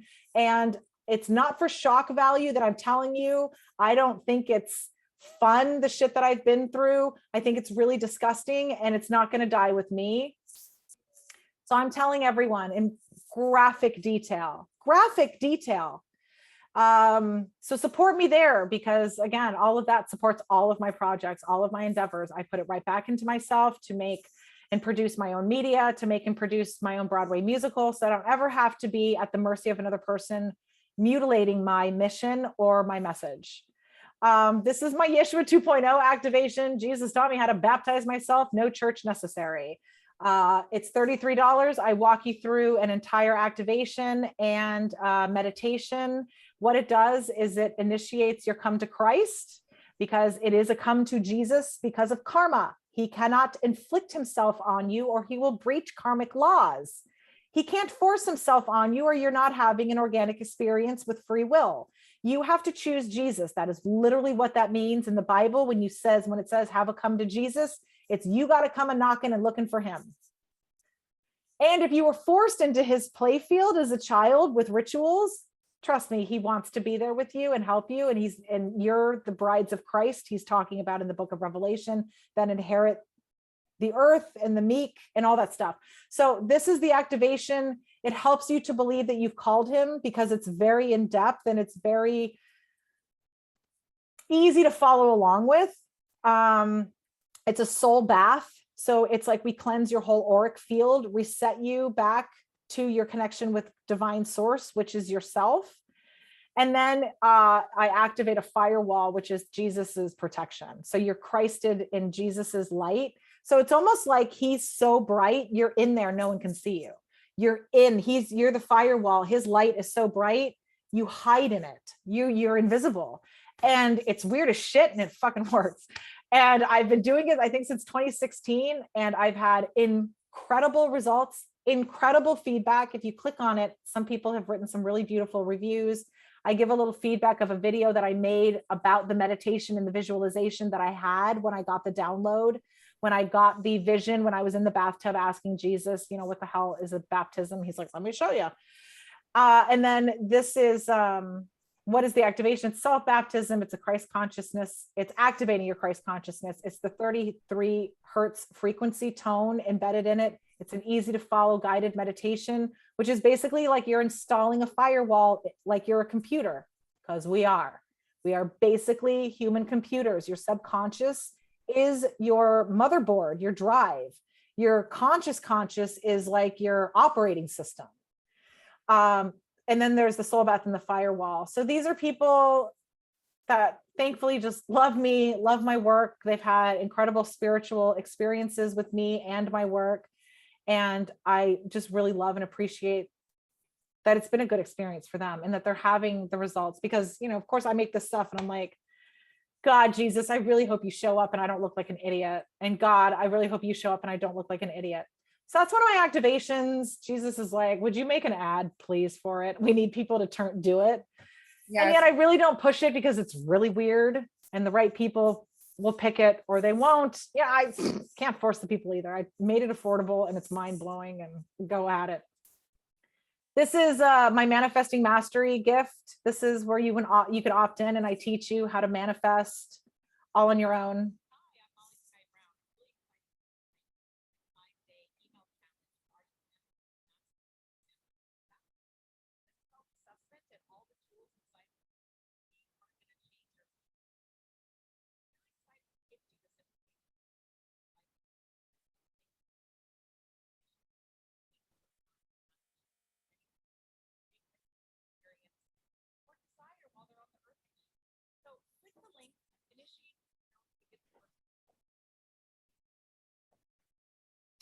I am all about empowering people and teaching them how to empower themselves and manifest for themselves. I love giving this away because it literally disrupts the entire system we're fighting. To empower yourself is the greatest gift you can ever give yourself and ever receive. And it's free. I'm not one of those manifesting coaches that charges thousands of dollars to learn this shit. Please, please, for the love of God, learn it. Go make the planet better. Go make money. Go find desires and things to live for and hope for and do wonderful things for. That is why I give it away, because in the end, it helps and serves me. It always does. And then, so I have that in my shop. Oh, did it open a new window? Sometimes it opens a new window. And then I have my micro Molly sessions, a 30-minute session for $33. And I am pretty fucking weird in those. But, you know, and I'll tell you a story. I had one girl, I ended up on a 4-hour conversation with her.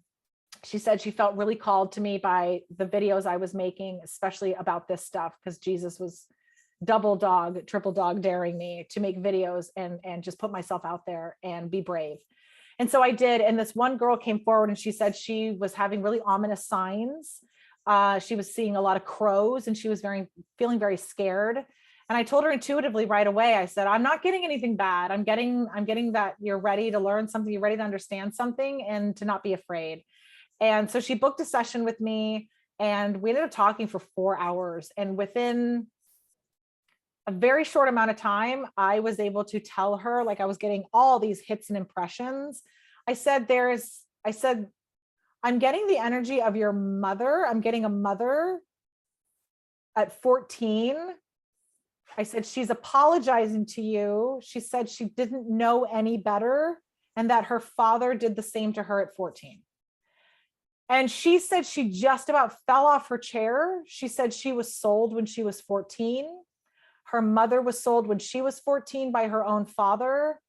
And this is the stuff that she was having the problem with, was she was sold and her abusers impregnated her. She lived in a closet since she was 14 and had a child with one of the abusers and was really sad about it, had very little education and was now struggling as a girl in her 20s who's free and doesn't know how to take care of herself or even function or thrive, because she has a middle school education. And now she's being tormented by ominous signs of crows showing up. And I said, God is not torturing you. You're torturing yourself. Please don't see those as ominous signs, as bad things. You didn't deserve any of that abuse to begin with, and you don't deserve it now. So we were able to have that one session. And it was so interesting because at the time I didn't know that I could get kind of visions like that. I wasn't putting the pressure on myself to ever have to deliver something like that. I was willing to just have a conversation with someone who I saw was struggling with some sort of sexual abuse. And she said it really healed her a lot to be able to get that forgiveness coming through her mother asking for forgiveness of she didn't know any better.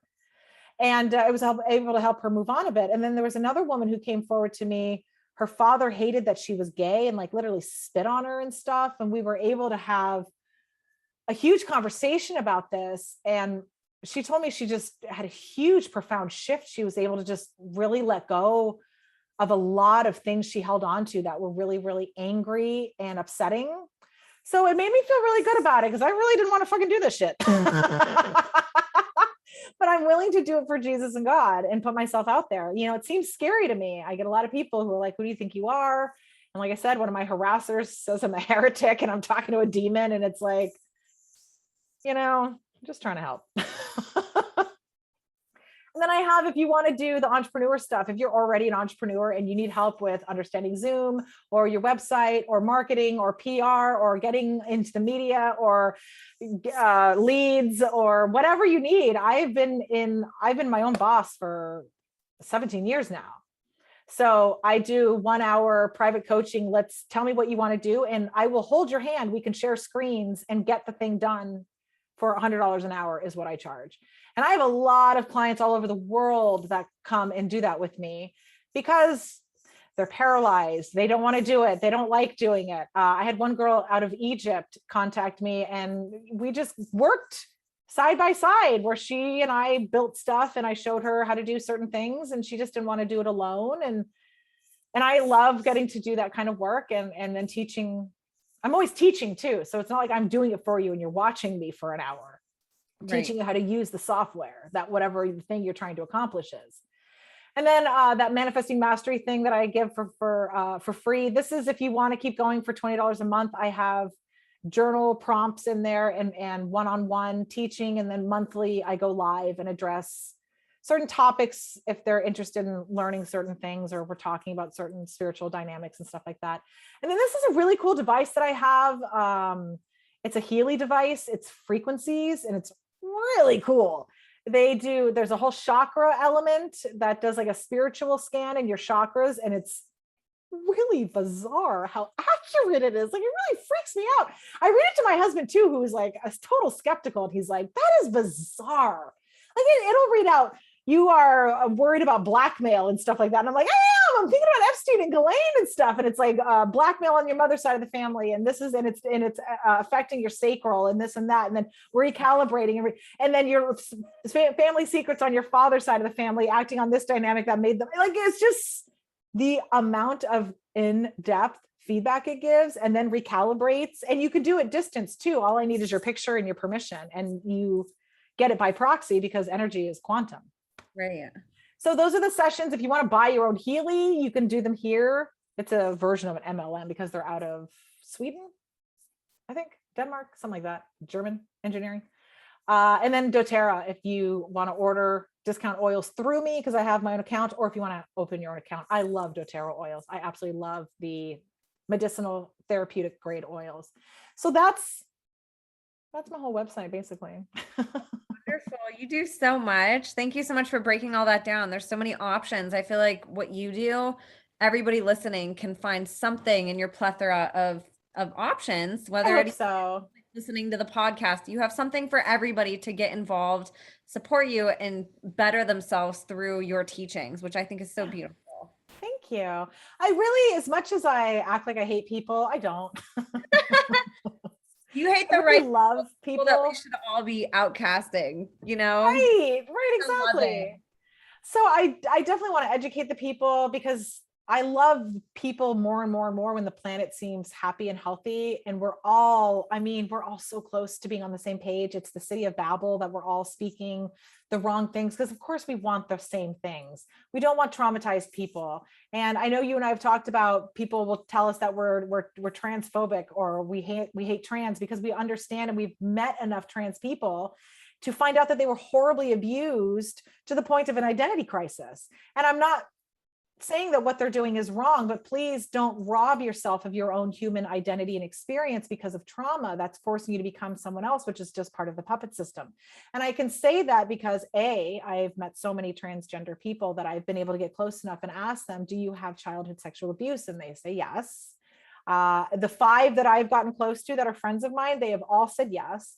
And as someone who, when I was going through the abuse, I think it was shortly after, when I was in college, I had a really, really mean boyfriend. He was a president of a fraternity, go figure. And he was very abusive and would cheat on me all the time. And I started thinking about dating women and I wanted to maybe be a lesbian. That is a trauma response. I never was interested in women. I have never been interested in women to that degree. And I ended up dating 2 women. That's how convinced I was and afraid of men I was. So we want to make sure that we're not denying ourselves our own true existence because of trauma. Right. Because then you're part of that problem, and we don't want to ever think of that about ourselves. Like when I was in college, I went by another name. I went by my middle name. I wanted to be a different person because I didn't want to be my abuse. So we have to keep that in mind when we're like, no, you're infringing on their rights. It's like, well, who's pulling these puppet strings? Right. Is it our decision or is somebody else influencing that? And what is the root cause? I think that that's the part that traditional Western medicine misses, is finding that we're so quick to cover up a symptom as something else. And we don't actually solve the condition that's causing all the symptoms that we're treating. Right. Which would then give you your own freedom back. Because now these people are at the mercy of medicine and changing their body, which is not you don't go to bed and like wake up a girl. You're like, oh yay, new avatar. And it's years that you are putting towards something instead of correcting the other thing. And I know that they don't want to hear that in therapy, because a lot of times these transgender kids are coming out and their parents don't know they're being abused. So they don't want to say, oh, I think it's because of the abuse, because then all of a sudden you're opening that can of worms. Right. So the parents are behind it saying, well, she identifies as being a boy. She identifies as being a boy because she's being preyed on by adult men who are probably victimizing her as a girl. So in order to feel safe and protected, she's bringing on her most masculine fragment, alter, and is acting from there. And at some point becomes your safe point. I mean, it's the same as like a goth look. You're doing that to scare people. Why? Because you don't want them touching you. Why? Is someone touching you? Duh. Yeah. Root causes. Right. So, and it's very sad. And then, you know, we've had conversations where we've seen these pride festivals, which I would never go to or take my child to, because it's not that I don't have pride for them. It is, they're walking around half naked on chains, like sub and doms. It's not about pride in you and your identity. It's your weird sex fetishes out on display, which there's not even straight day parades that do that shit. Well, and I think the underlying thing is the pedophilia behind it, right? That's what I'm getting at. We can't bring children to these events when it is sexually driven. Yeah. It's not a day I'm proud of being me. It's, look at me and my nipples are out. Look at me and I have a choke chain and a ball gag and a dominatrix cap on and I'm talking to a kid. You're proud of your sexual abuse? And that's what we need to talk about. Maybe you are. And I mean, I'm proud of my sexual abuse in the best way I can be. I'm not showing it off that, oh, they got me. And I don't want to say to them that they're showing it off either. This is all part of the mind control. Right. And for people who think that they might have mind control, Molly, please contact her too. Just like she was saying, it's really hard to find people who understand that. She can help guide you direction, or at least help you seek out what to look for in a therapist and things like that, since she's very proactive herself with looking at all those modalities. Now, Molly, where are you at on social media for people to find you too? And I'll link it all below. Yeah, so on Twitter, I'm Beast Starving, BEASTSTARVING. And that's the documentary that I'm working on, is exposing the beast system in every way fathomable that it is fed. Models, judges, family, incest, trafficking, extortion, CIA, you know, everything, literally everything. And I have a survivor, from every one of those funnels. So it's all survivor driven. It's all survivor led. It is all survivor interviews and survivor input. It's not just a bunch of random people going, oh, look what we found. These are their actual experiences, so that we can all understand how to disrupt this system and end it and take back our economy and our money system and everything and go from here. Where do we go from here? If everyone's complicit and our entire world is run on sex and money, how do we switch it? Because I mean, we could easily turn the grid into something else and survive a different way, but we have to make the decision to do that. So that's Twitter. And then on Instagram, I am Molly Skye Brown. And that's MOLLYSKYEBROWN. Same as on Facebook, on my business page and on my personal page. And I am friendly on my personal page. I do a lot of It's open though. So you don't need to send me a friend request if you don't want to. It's open in public. And I do that for a reason, because I get so many eyes on me. I want to make sure that I'm easily accessible. And as someone who didn't want eyes on them and did not want to be readily accessible, that is something that a lot of people are like, as a survivor, why do you want to be like that? For the very reasons I just told you. I want to be easily accessible to the majority, because the majority are not the problem. Right. The bad guys are going to infiltrate either way. So. Right. And I please do support her. The more follows, comments, likes, go support all her stuff, write her reviews, drop her links, share them. That helps get her more visibility when people are searching for material that she is promoting. Connect with her. I promise it's an awesome experience. Her stories are always amazing, and her posts are always done in a way that gives you something to think about, and it explains some of these things that she talks about in a really palatable way. So please don't just lurk on her page. Please do support her if you can. It helps raise her ratings. It helps her be more visible. It helps get her more into the algorithms. And overall, you're supporting somebody that's just absolutely wonderful. And I'm sure if you guys have been following all 3 episodes, I can't get enough of Molly. And I'm sure you guys could, deal with hearing her every single week from here on out. She's for hours and hours and hours and hours. At some point, we'll have to maybe find shorter little topics. Because I mean, we could. I absolutely love this. I love this platform. I love this opportunity. I love how receiving and giving you are. I mean, most episodes that people give me the graces on, speaking of graces, Nancy Grace, I was given I think 15 minutes. I don't know how to get all that in there in 15 minutes. I think we're going on 9 hours, you and I. And people love it. You have some of the most popular episodes that I've done. I'm so glad. And the reviews, it's really wonderful. I'm so happy people are embracing you and learning from you. I know I've learned a lot, and I'm so inspired by you. So just thank you so much, Molly. Thank you so much. I can't wait to be back. Thank you. And thank you everyone for watching. Oh my gosh. Yeah. Let's plan some other, maybe even if it is just shorter episodes, let's plan some other stuff that we can come on and create some content for. I'm sure. Yeah. We'll have to see what we haven't tackled or what we could go back on more. Yes. Yeah. Molly, thank you so much for being on today. Thank you. And for everybody listening, again, share all Molly's content. Do the same with ours. Write us reviews, subscribe, helps get our word out of sharing Molly's story and other survivors and helping to educate people. So whatever small or big ways you guys can, donate to Molly.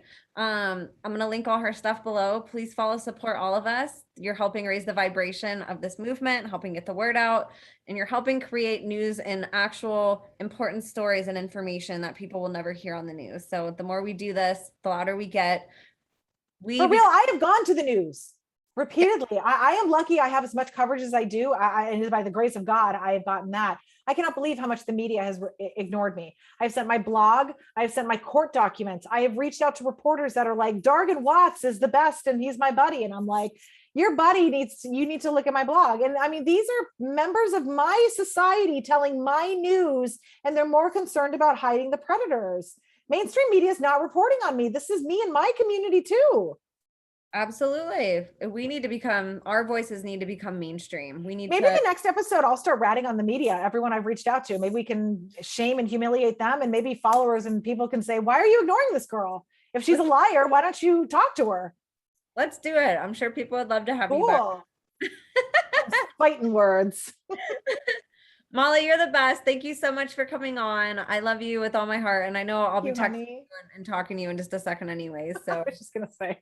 But for everybody else, please go connect with Molly just as I have, and embrace her, love her, bring her in, share her, and let's get this word out.